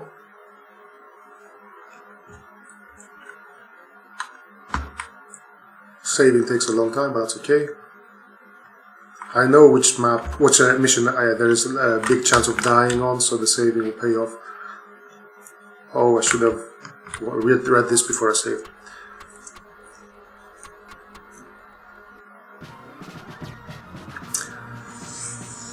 Supreme Council of Titan.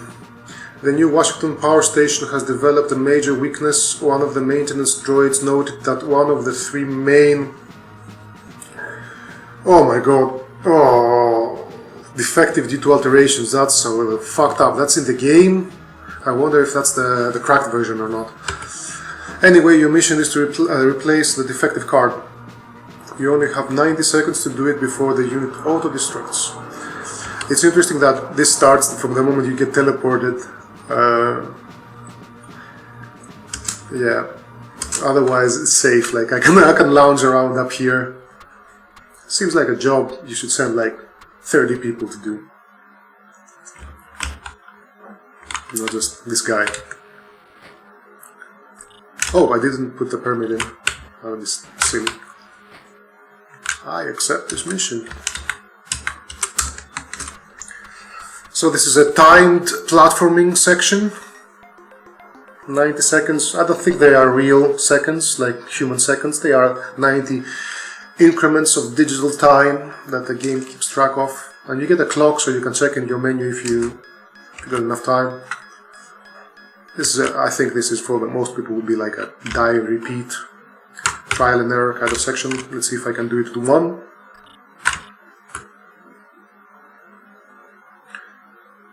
But yeah, the variety of missions is actually quite good. Lots of archetypal stuff that you would find in a lot of video games going forward, like escort mission, timed self-destruction sequence, and deliver package.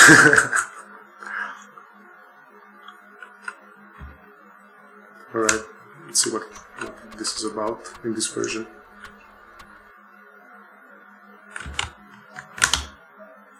Oh, there's like loud beeping and I don't remember if there's like actually too many sound effects in other versions, but we get the exciting music. Ooh! Sparkies will kill us instantly on the ground. The other one will only hurt us, the one that's like the one that's dangling in the next screen. Let's see if I can time this roll. Oh no, that's okay though. No sound effects here? Interesting. This is a stationary jump and a roll. Is that it? I think this is it. Let's put the item, map, credits. We have 45 seconds on the computer card, yes. Let's put it in the slot. No enemies, huh? Perhaps in other difficulties. Ooh. That's an interesting jump. And this is a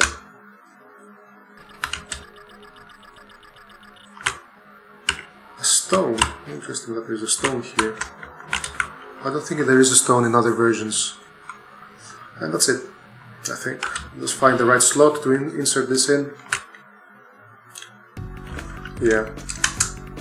Not this. There we go. Power plant saved. I think there's only one mission left, and it's a difficult, kind of like, I'll say it later. It's a difficult combat mission.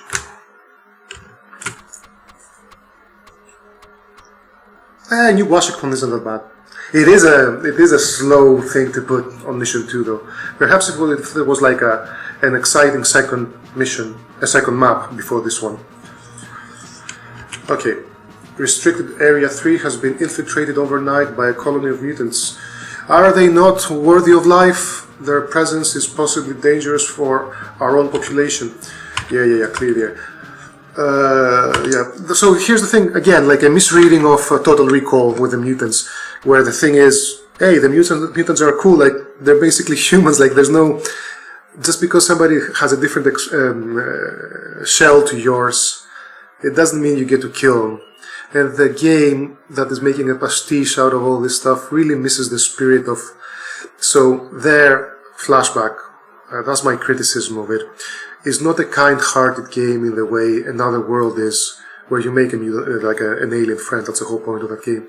Or Prince of Persia, where Prince of Persia is an extremely poetic game in what happens with your separated shadow, the Jungian other self, that you, if you try to fight him, if you play the Prince of Persia, I shouldn't spoil it, play Prince of Persia, the original Apple II game or the DOS version.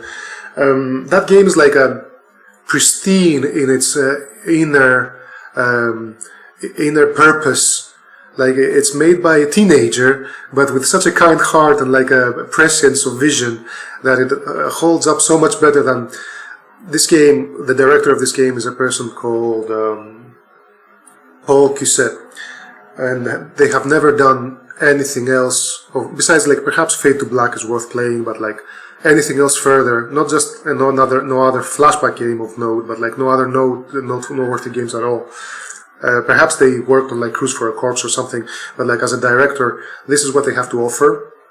And the criticisms I have for this game on the humanity of it and the motives of it and the pastiche element are criticisms that I lay at his feet, and the writers, perhaps if there's a writer for this game, but like because knowing what we know now, that he never made anything else good, and also industry talk is that not the best person to work with, and also abusing like the legacy of Flashback to put out a lot of crap games. You can see that like this is probably like the beauty of this game isn't just him, it's the work of a team that worked well and did very good on the art or the audio-visual presentation, and the actual logic of the game, like how it moves and how it functions, is very good in my opinion. There are sticking points, but it's good. The team should be celebrated for their hard work, the workers in this game. The director, in my humble opinion, not so much. Therefore, the criticism is necessary to talk about that. Like, there's not a lot of humanity in this. This is a paranoid fantasy. You realize that some people are less than human, and therefore they have to die. The aliens. And at least there you can say like the aliens are planning to take over the Earth or whatever. There's no attempt at diplomacy in any case. And then replicants, kill them. Mutants, kill them. Work for the state. Play Rent-A-Cop.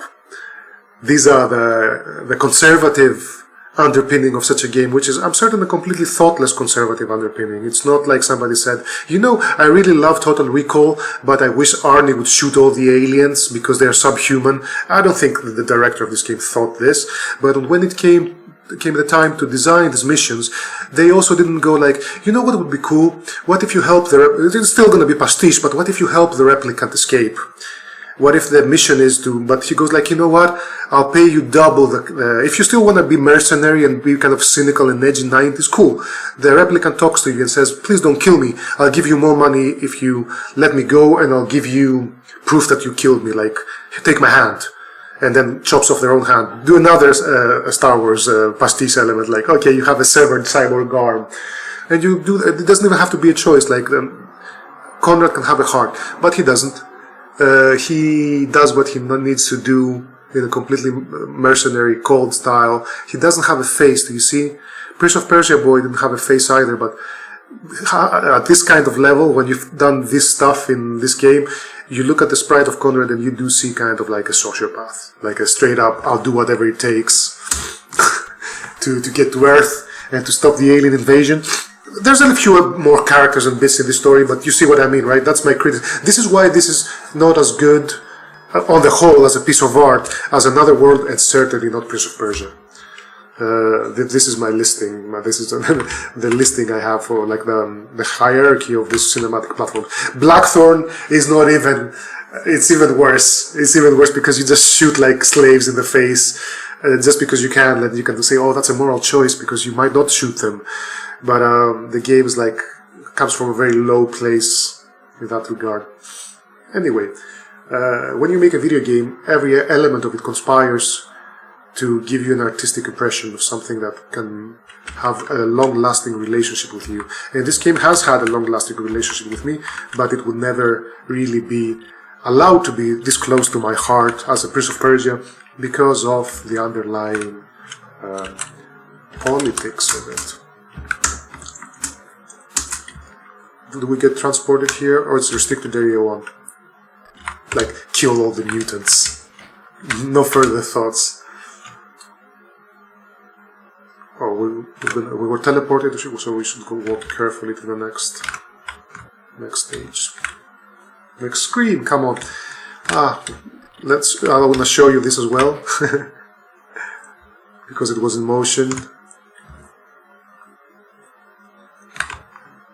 Is this the right restricted area? Well, it's open. So it has to be. The game is not open-ended. Alright, let's see if we can do this without dying. This is the one that I think there is a good chance I could die at. This one I will have to use personal shield. As you can see, it's the same setup. Shoot, press enter to use the shield, turn around, shoot the other guy, keep shooting because he might have a shield as well. Now, if these guys could shoot in 360 degrees, I think there was a game called Shadow Protocol, was it called? On the that kind of tried to do some cinematic platformer elements with shooting in any direction. I should play that game again and see how it holds up. Where is the... This is the thing we need. Yeah. Oh, no, don't do it again. Nice.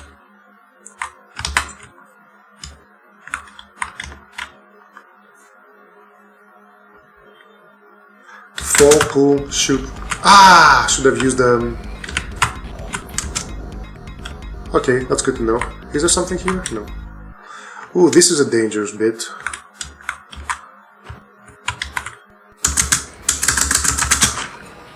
Oh! Alright. Almost fucked it up. Key here. I got shot once, right? Hopefully this is not the death jump. No. Same deal here. Fall down, shoot. This time I did it better.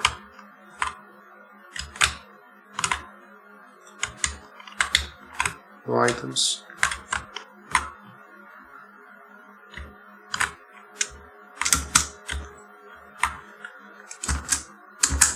Okay. Huh? What's that thing above then? Does it close the door? That'd be silly. That makes no sense as a puzzle. Yeah, that makes no sense as a puzzle. Is this good enough? Oh, it's a bit too forward, but we'll do. Alright. Let's put a stone here. We have another stone anyway. Oh, there is a bomb above us. Is this a go up, turn it, and fall like... Oh, I didn't do it well. Shot twice. Yeah, okay. Ooh! This is a... I think this is the way to do that.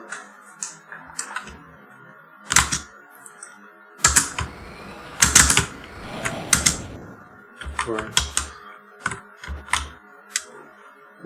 If you got rid of all your stones, you would be walking dead here, I suppose.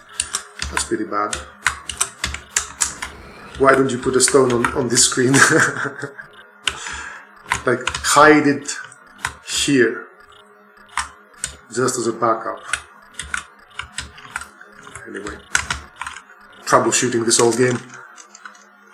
Ooh, I think this is gonna activate this turret.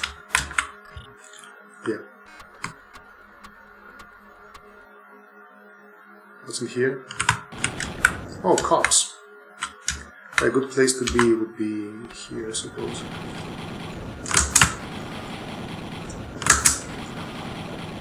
And they have this bug on their animation where they shoot and then they do the recoil animation of shooting, and it's the same in all versions as far as I know. Like, perhaps there should be like a completely, like a bug-fixed version of this game, final kind of.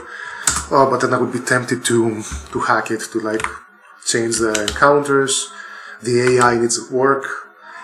This is not the perfect version of this game, but there never will be, I think. Oh, I'm gonna get shot. Okay. Anything over here? No. And anything over here? I like when you do flip screen, but you see things on another screen that you don't immediately get to. You have to pass through another screen. Kind of creates interesting, oh, when I get there, I'm gonna do this and that. I don't even remember if there's anything here. No. Let's drop down like a boss.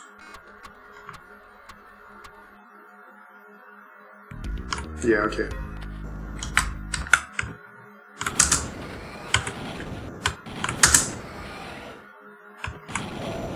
Not a big deal. Anything here? Oh yeah, one of these guys. Thankfully you have the key to that. They cannot hit you when you're on the ground, when you're ducking. Oh, come on. Move. Ah, I hate it when I get like half the shots in. And now that's all the missions, I think. We can now go to Death Tower. Let's see if any of the screens above are... No, that's all the missions. So let's replenish our stuff.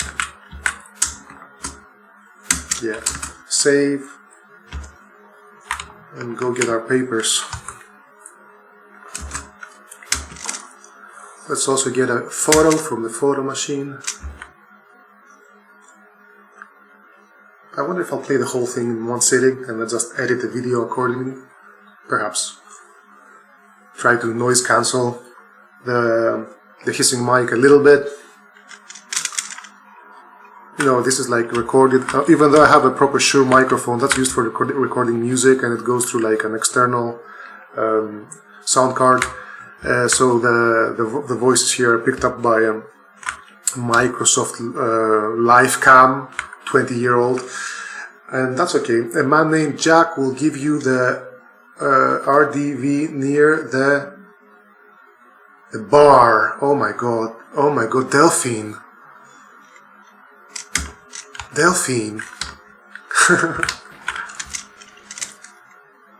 Let's put on the... We're not done here. Somebody might try to shoot us. Actually, now let's get the paper with the credits. Go to photo. Let's go to the bar. Yeah, I'll be back soon with what you need. I actually like New Washington.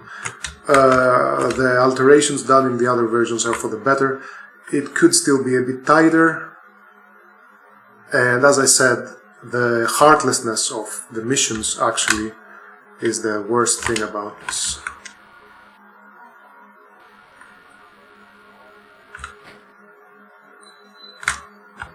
Would have been easy, as I said, like I troubleshot the kill the replicant thing. Then again, as you'll see in Death Tower, anyway, you'll see. We want to go to the bar in America, an American bar. As you'll see in Death Tower, we're gonna kill like 100 cyborgs.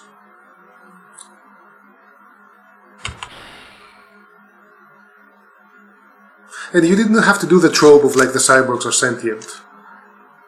But anyway. And as I said, like from the point, from the point of view of a modern player that doesn't care about the silly do androids dream of electric sheep premise of like, oh, they have a soul just because they have language. Perhaps it's okay, but the director wasn't thinking that. Wasn't like, you know what? I've really thought about this, and I don't think a machine. There should be a jihad against thinking machines. That wasn't in the cards at the time. So it's more like, you know, these are coded like humans. Yeah. So therefore, they are human. It's that kind of sci-fi story. Not that way, yeah.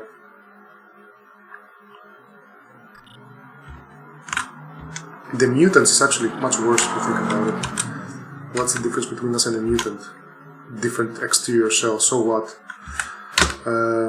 He needs cash.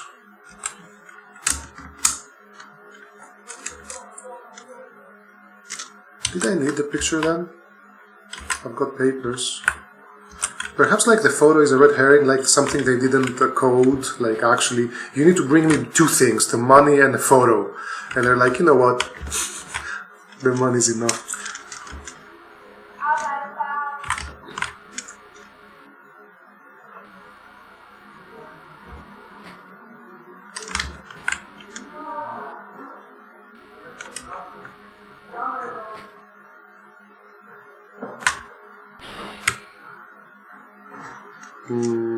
Is it Africa?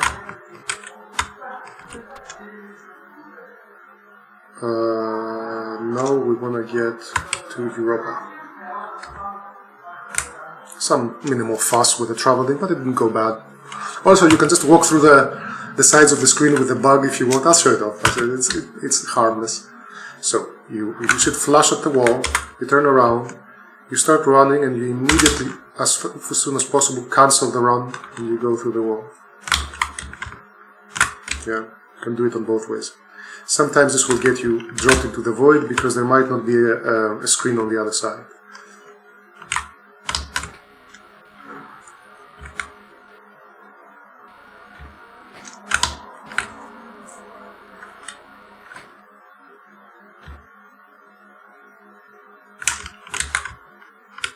Papers, please. That's a game.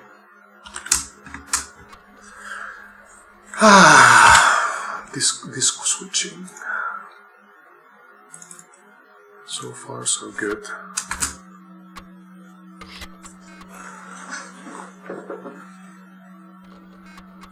I think Eric Chahi worked in Delphine for Future Wars as an artist and then said, you know what, I'm gonna make another world on my own. And he did. And it's beautiful and a constant inspiration for any indie game developer to quit your day job and make a piece of art from the heart. Put all your innocence, naivete, your biggest ideas, your love, your inspirations and your aspirations, put it all in there. It'll live forever. No piece of art ever dies. Thank you, Eric Chahi. Thank you, Jordan Mechner, for doing the same.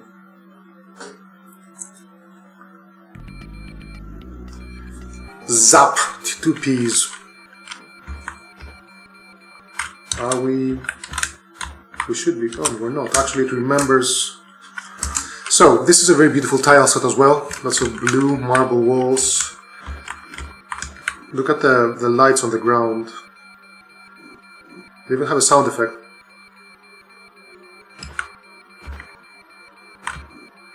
It seems semi-random as well when they go. Let's have the force field at hand.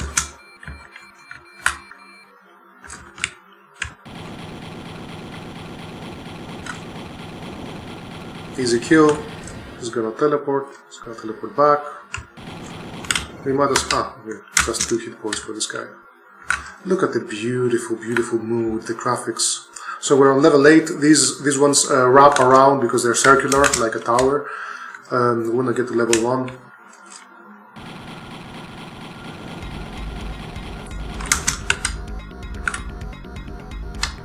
Well, actually, I didn't want to do that. I wanted to roll. Whoa! Should have rolled more.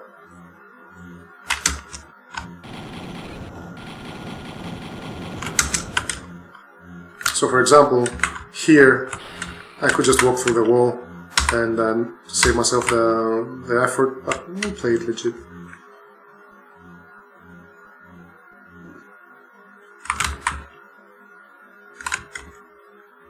It must have been like such a thing to get this game. Oh fuck! It's okay though because I can to get this game in memory, like the graphics in memory. Like how many floppies could it be? Floppies cost money. The engineering cost. But the manufacturing cost. Sorry, not the engineering. That's funny.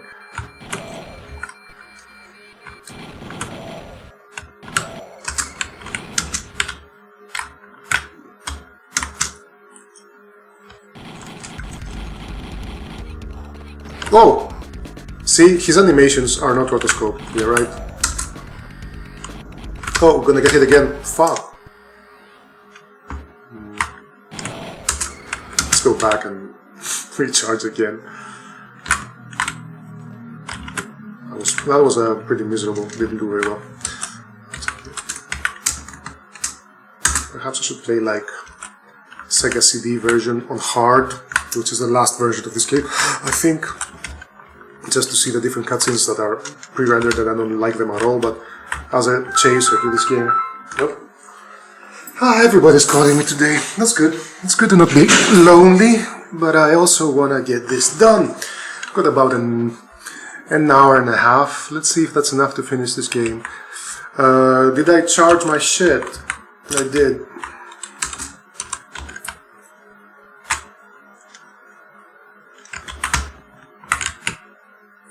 Oh, that's a bug. That's an animation bug, like, for the scenario they couldn't foresee. That's interesting. Then you should make your levels around this situation. Alright, that's interesting. Just like Wile E. Coyote moment.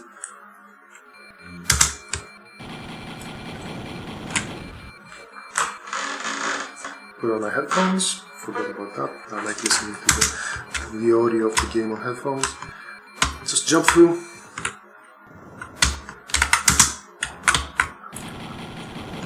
So that's interesting. You could have gone either way to this very game design, a very TV show design video game section. That's kind of like cool. Okay, let's go lower path first. Alright, he just leaves.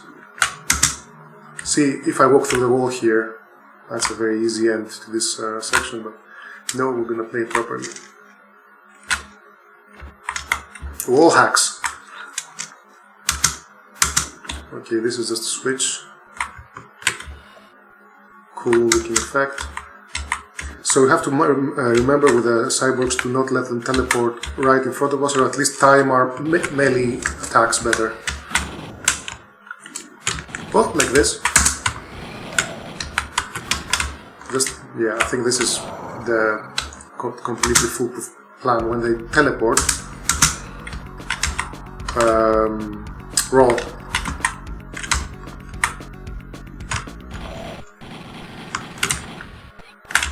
No.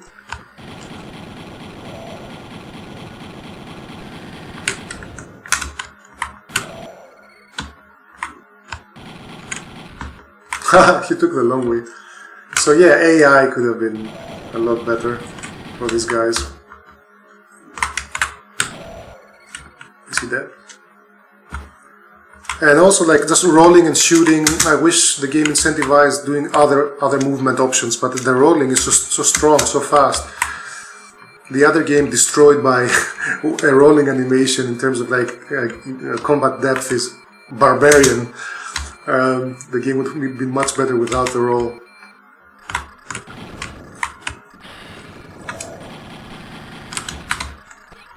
Well, that's my bad.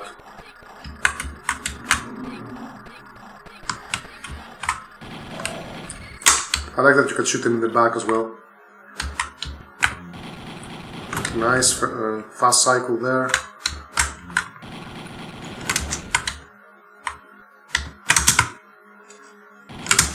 Save point, huh?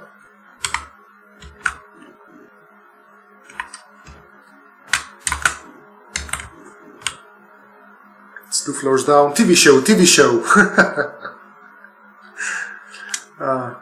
Beautiful decals here, actually, though. You can, now that I've told you about tiles, you can see this is just one stamp rotated and mirrored. Great. And even this thing, the inlet in the middle is a bitmap, but the decal behind it is again one element rotated and mirrored to save on memory. I mean, I haven't looked at an asset dump of this game, but I would expect it to be the case. Huh.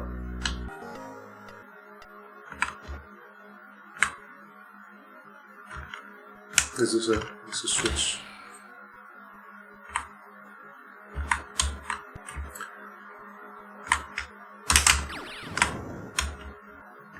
Is this the right distance? I think it is.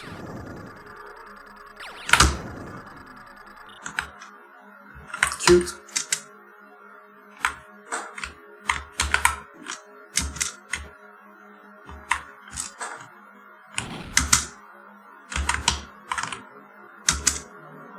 Are you just gonna go all the way around? I think you will.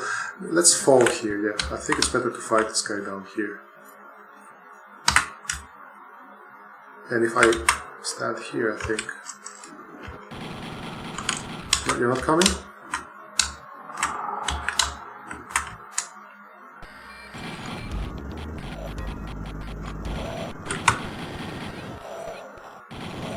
Easy. Let's recharge.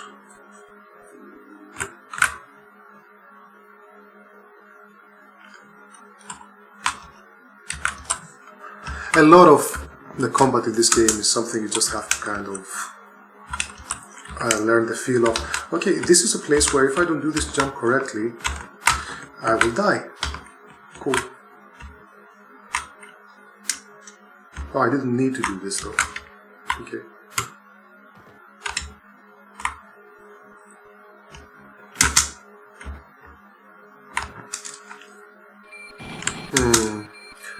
Don't remember what the idea here is, but we'll just avoid falling in the holes and that's it. Oh! He said as he held shift down inexplicably. Must be getting too old.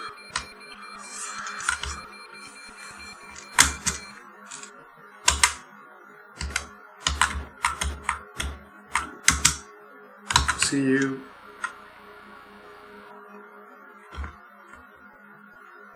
If the game, that's interesting, because he would hit his head, they make you turn around if you want to hold down here. So many exceptions to make this work. If you find yourself like rolling and there is no place to stand up, the game will auto-roll you twice or more times. Push you through. Oh, that was some iframes.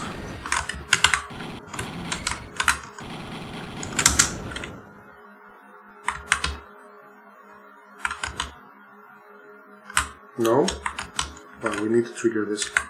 I guess like this.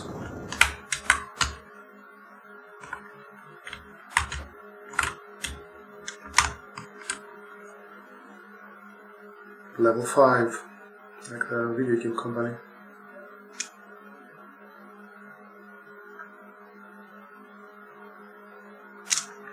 This tile set must have been made fast, like it's a couple of days of work, I bet. But here's one of the rare cases, I think, that if I run off, not fall off, I will die. If I run off, I will catch that lip. Let's test this because we just saved. I'm very curious. I think if I just run off, yeah. So you run off an extra tile, and then we do the auto ledge grab here. Yeah, it's getting a bit techier. Whoa.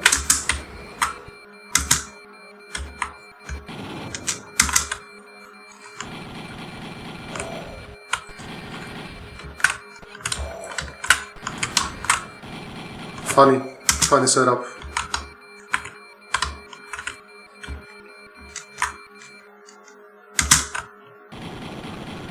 I think we're kind of safe here. Yeah, they play dead, which I find kind of cool, at least.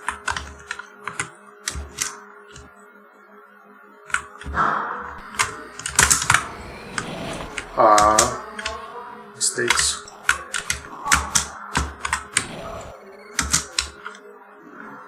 Yeah, I haven't played the action scenes in this game very fluently. I used to be much better at this game, but then again, I used to play this a lot, like just for the experience.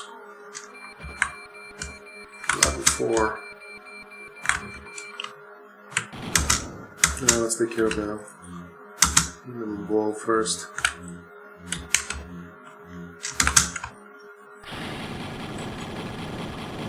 I should play the Mega CD version after this, actually. He cannot teleport, so he dies.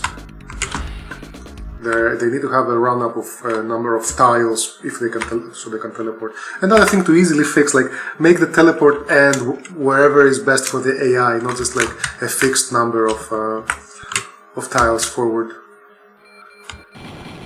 Let them. Yeah, let them sleep there. As far as I'm concerned, they can sleep forever. Let's recharge here.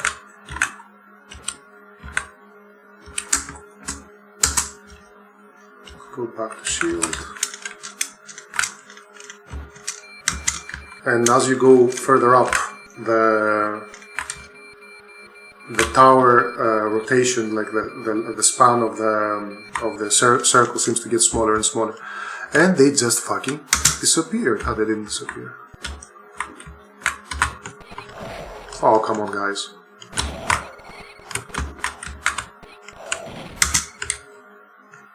They just left.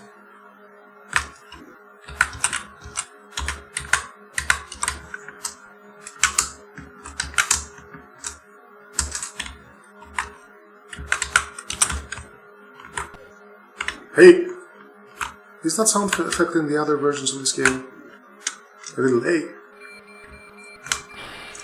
I think this is a run grab. Yeah.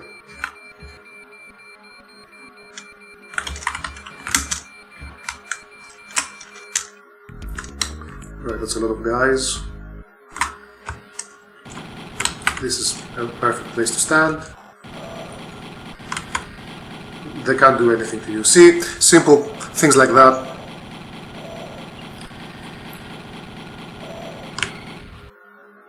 Where is he going? Let me find him.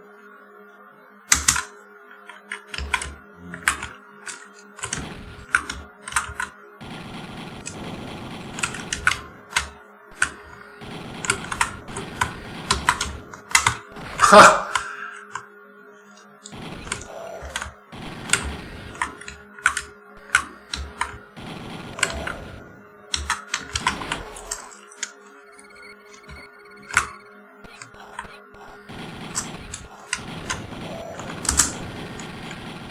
Oh!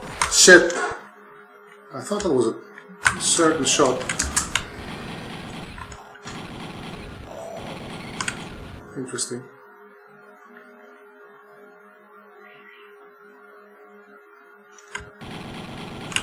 Here the triggers are attached to the spheres to open the doors, I think.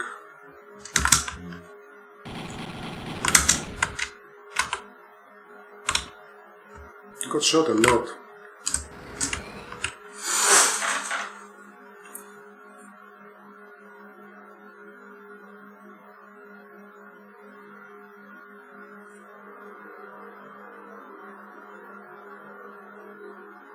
Yeah, alright. Let's see if I'm right.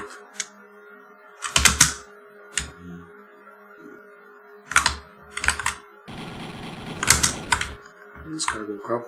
No, it's a bit too late, sir. See you later.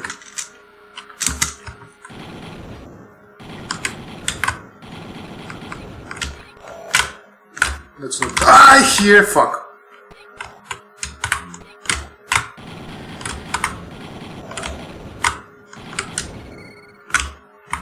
That was an interesting scenario. Let's see. This is not a charger, sadly. It's just a switch.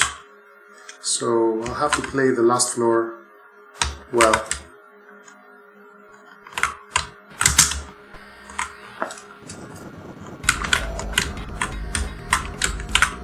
Let's have a nice action scene.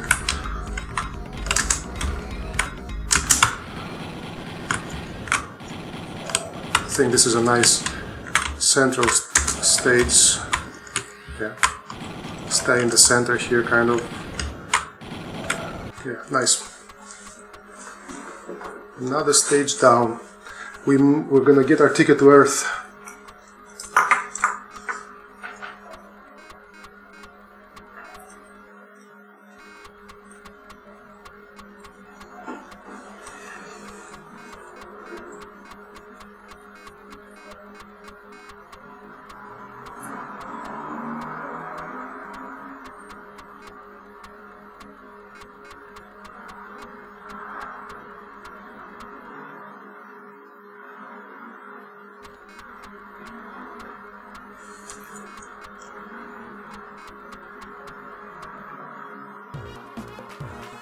This music. It's funny that he looks actually French. I don't mean to be racist, like, there are phenotypes of people from different parts of the world. I mean, that's a good thing that they did a good job with the likenesses.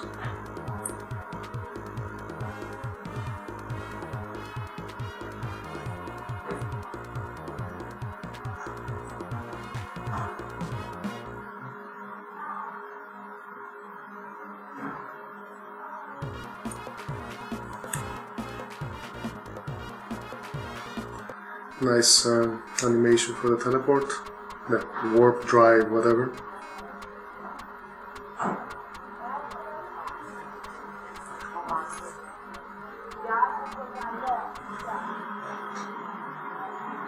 Ah, Lynx, like the Atari console. What a beautiful tile set. Last time I did this, I overlaid the music from that Biosphere track. That really, for me, is like the actual soundtrack to this game. Generally is Biosphere. It's interesting how I made my own. A lot of this is a recolored tile set from New Washington, but with additional Möbius kind of curvy stuff, as you'll see. Papers, please. Again, here are my fake papers, sir.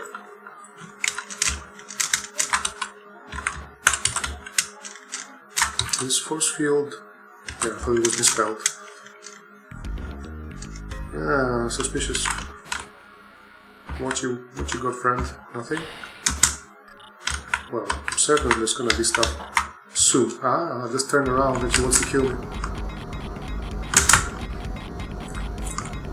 Man, you never really lose the muscle memory for the encounters here. No items. Look at this screen. I think this is like the best screen in this game. Well, and then a few others on this level. Lots achieved with very little.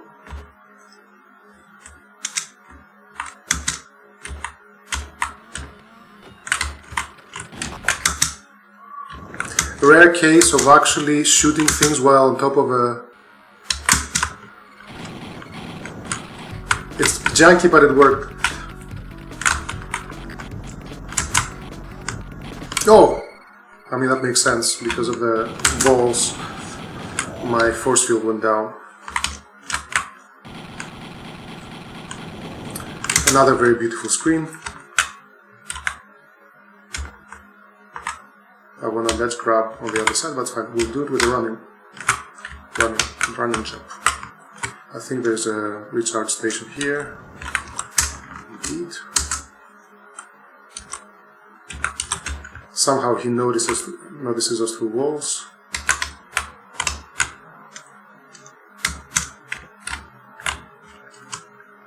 At least some enemies make an effort to kind of like chase you around. But the combat is still rudimentary. Oof.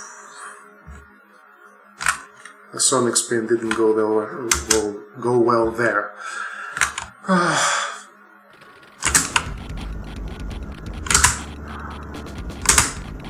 Yeah, one shot would go through.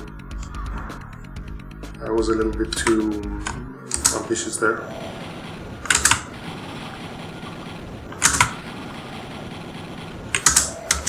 Any keys on these bodies? No. I won't recharge for one hit. We'll find another charge station on normal difficulty. And now... Whoa! Okay, I will recharge for that though.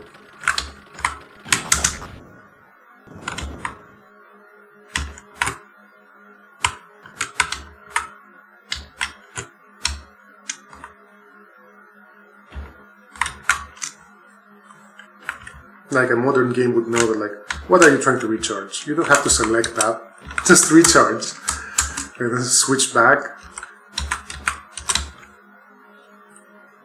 But also, yes, this was made for keyboard, but it also is supposed to work with like a joystick with one button. I don't know how the hell that would work on an Amiga. I didn't even try, just keyboard is good enough for me. Oh, I shouldn't have rolled. Fuck. Why did I roll? That's a situation now.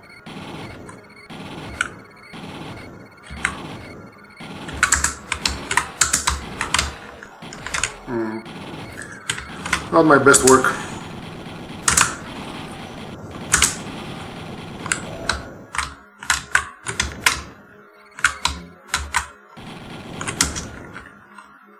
This is another screen I love. But these guys, they really don't care about the shootout. And there's like a last cop here, isn't there?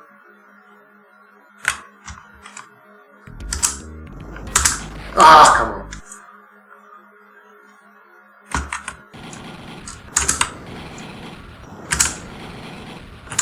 So Earth, the environment of the Earth seems to have changed a little bit if you think about that.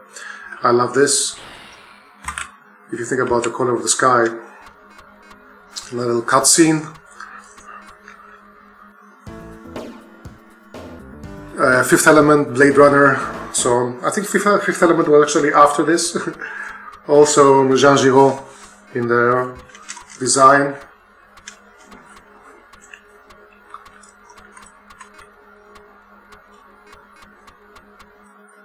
It's another stage down, isn't it? No, it's mid-stage save point.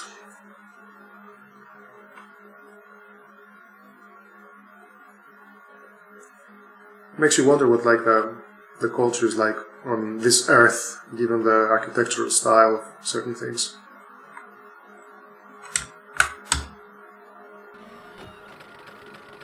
Yeah, some iframes there, and that's death. Haven't died in a while. I forgot to press up.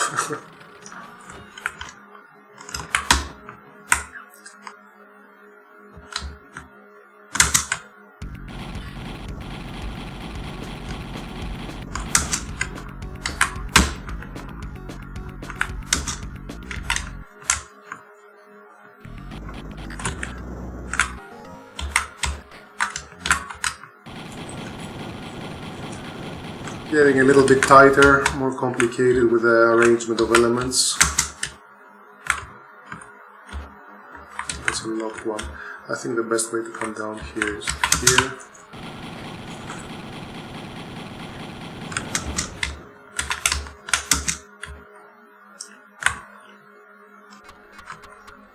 We're in a nightclub, like in Terminator 1, Tech Noir.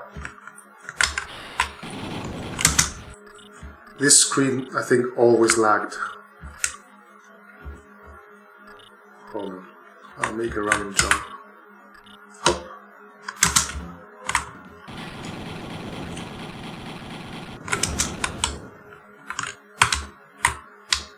I think it lagged on the Mega Drive version as well. Too many elements with AI paths and animations. Oh, I have to go around this.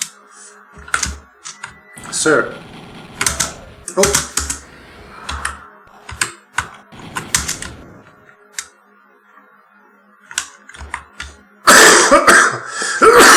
Excuse. Let's make this a jump. Pull.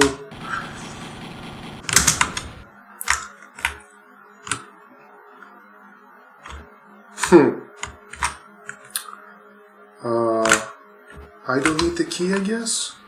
Oh, does this open this again? Yeah. I do need the key. But for what exactly? Seems like superfluous. It's not for this, huh? Okay. A little bit confusing, to be honest.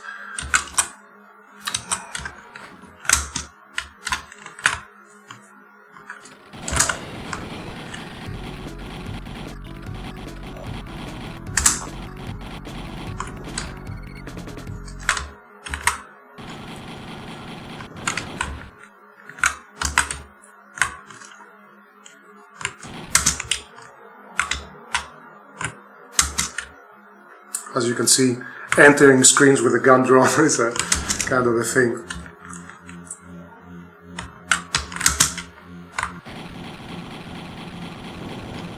Where's the other guy?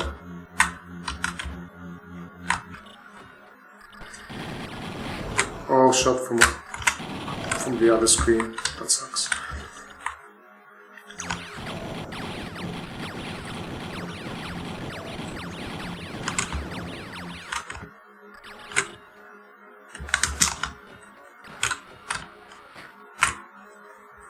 I think they took care of that in other versions of the game.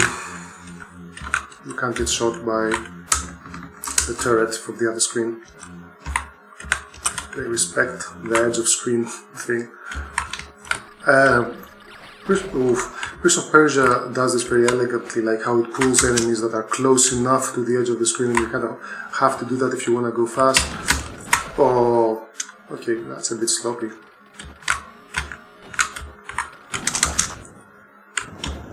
And that's where we use a key.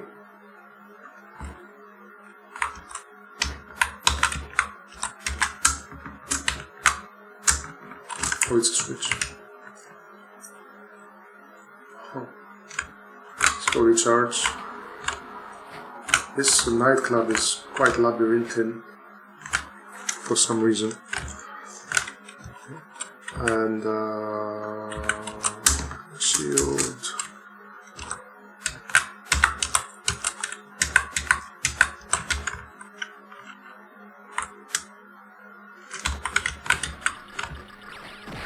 Oh my god, how many more times will this happen to me?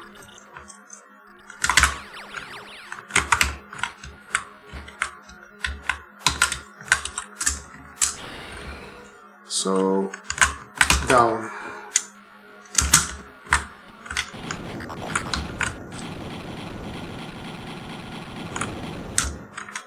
Earth is like a multi-layered stage as well, but linear. So here you're like, this seems like a dead end.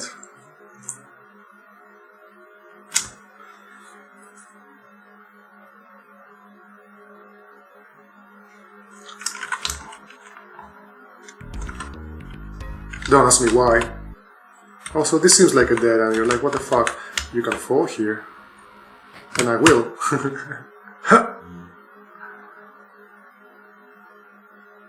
It's funny to me.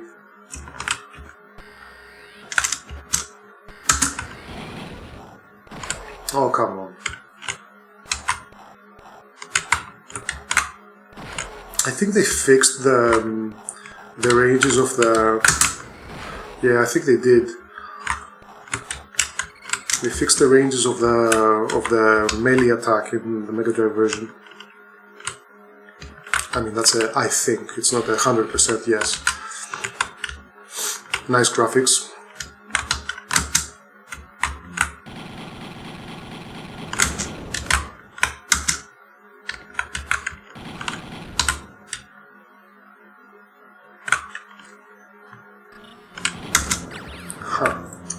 This is a lock.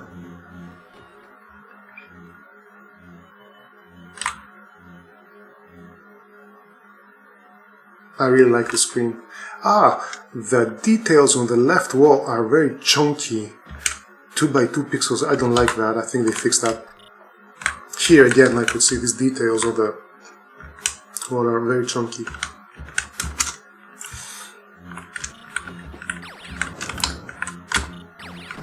Oh, yeah.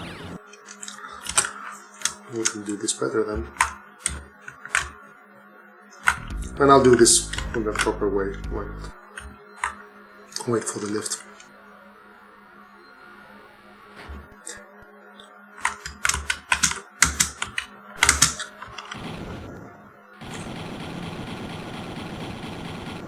That makes him fall all the way down and die, which is cool.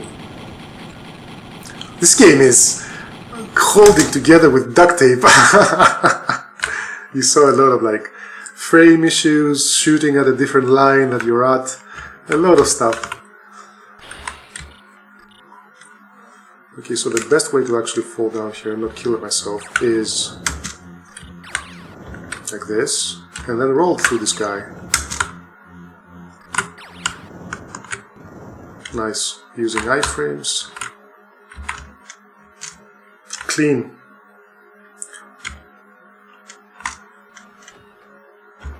And what's above here? Another trap if memory serves. Yeah, there is a trap here.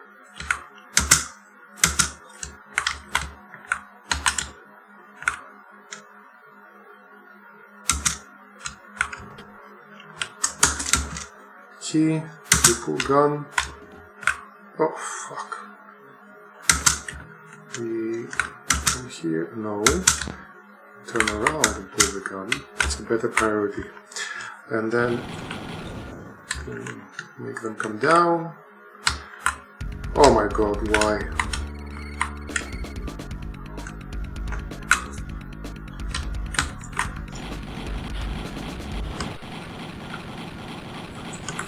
That's a bit silly. That's okay. And I think this is the last jump here. This triggers that. Some moving platforms for some reason in this level. Oh, and this at least didn't kill me in one. Is there anything over here? No.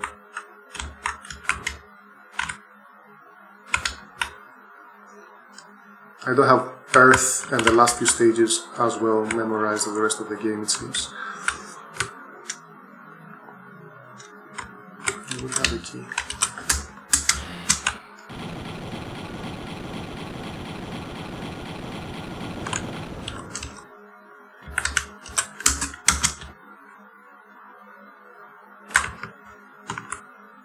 Wrong button.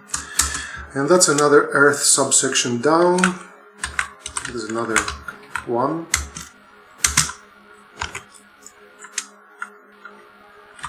I've noticed so many differences in the Amiga original so far, it's been quite worthwhile.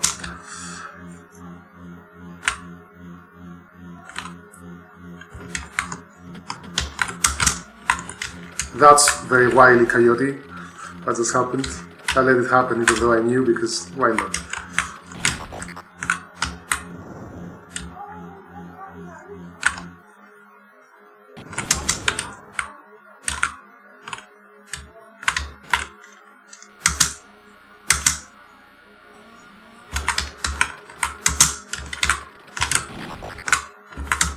That was mean.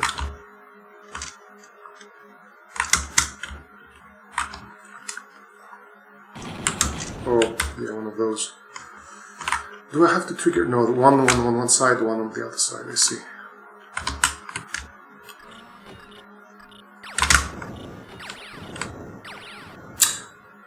Well, that was bad.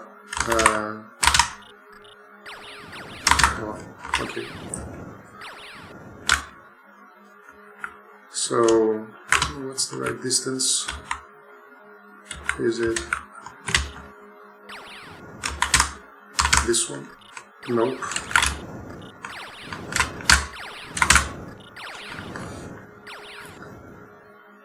It is one step in, down.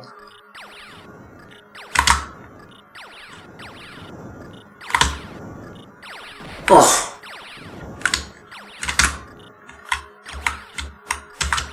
Oh my god. I'll just use the invincibility. What's over here? Oh my god. Oh! Thanks, game? That's a bug. That's a bug in the Amiga version. Also, that's crazy. This doesn't happen in any other part of the game, just working off the screen. A lot of small things they had to fix for other versions. Key. That's crazy. Just didn't put a wall there.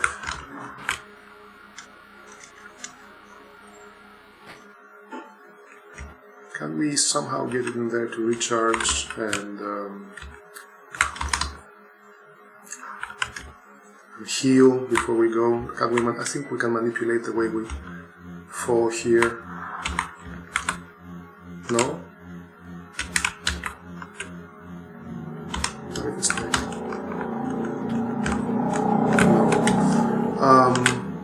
There is a way. I'm not sure how. There should be a way, because there's all that stuff in there. Is it... It's not rolling, is it? It's not that. I'll try rolling.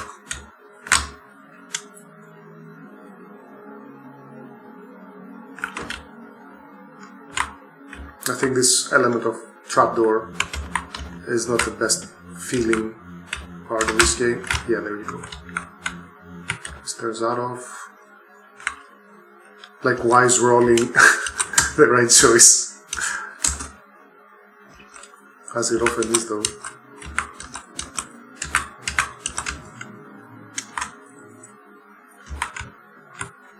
Consistency. And I think there's one more section actually. I remember like some teleporter shenanigans. Oh yeah, an introduction of new enemy. Yeah, I remember the rest of the layout, more or less.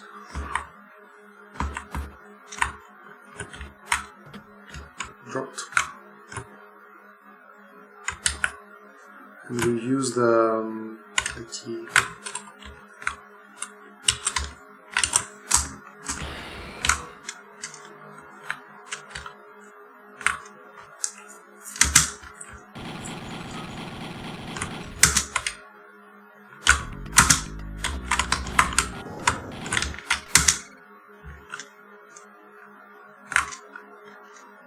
Go on.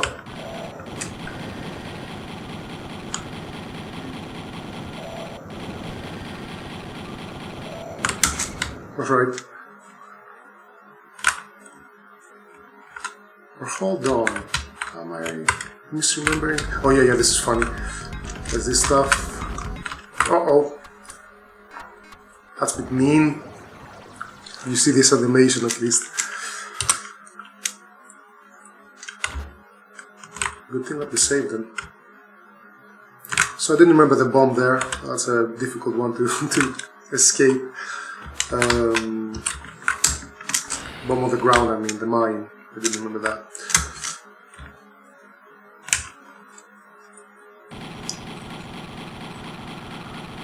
Let's see if we can just make a run for it.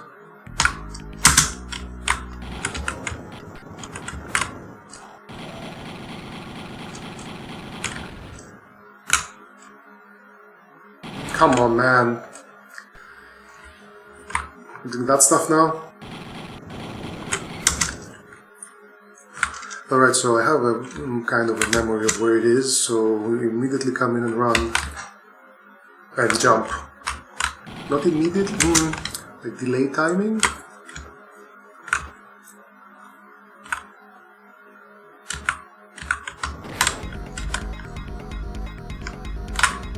Or use the iframes for that, I guess.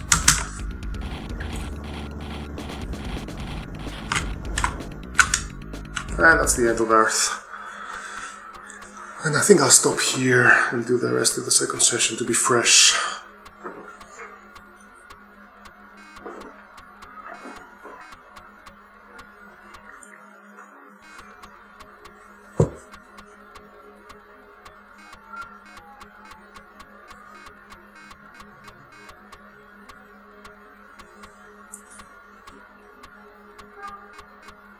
I'm not write down the password, old school style, just write it down.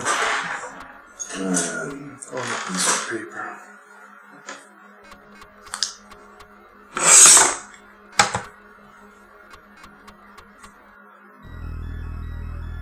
Oops, a meeting. Brothers, I congratulate you. Now the humans can create all the energy we will need for our plan. Their batteries? Only then we will begin our assault on the puny humans. Uh-oh. Long have we waited for the day to come.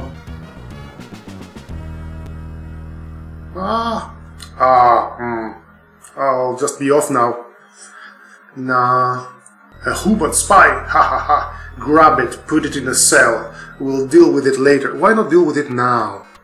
Why not deal with it now? Why not pull the trigger? Alright, and that's password SCSI. Alright guys, you can have the last word this session.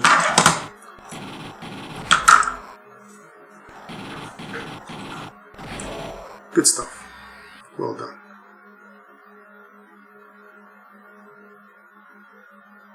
83,000 points.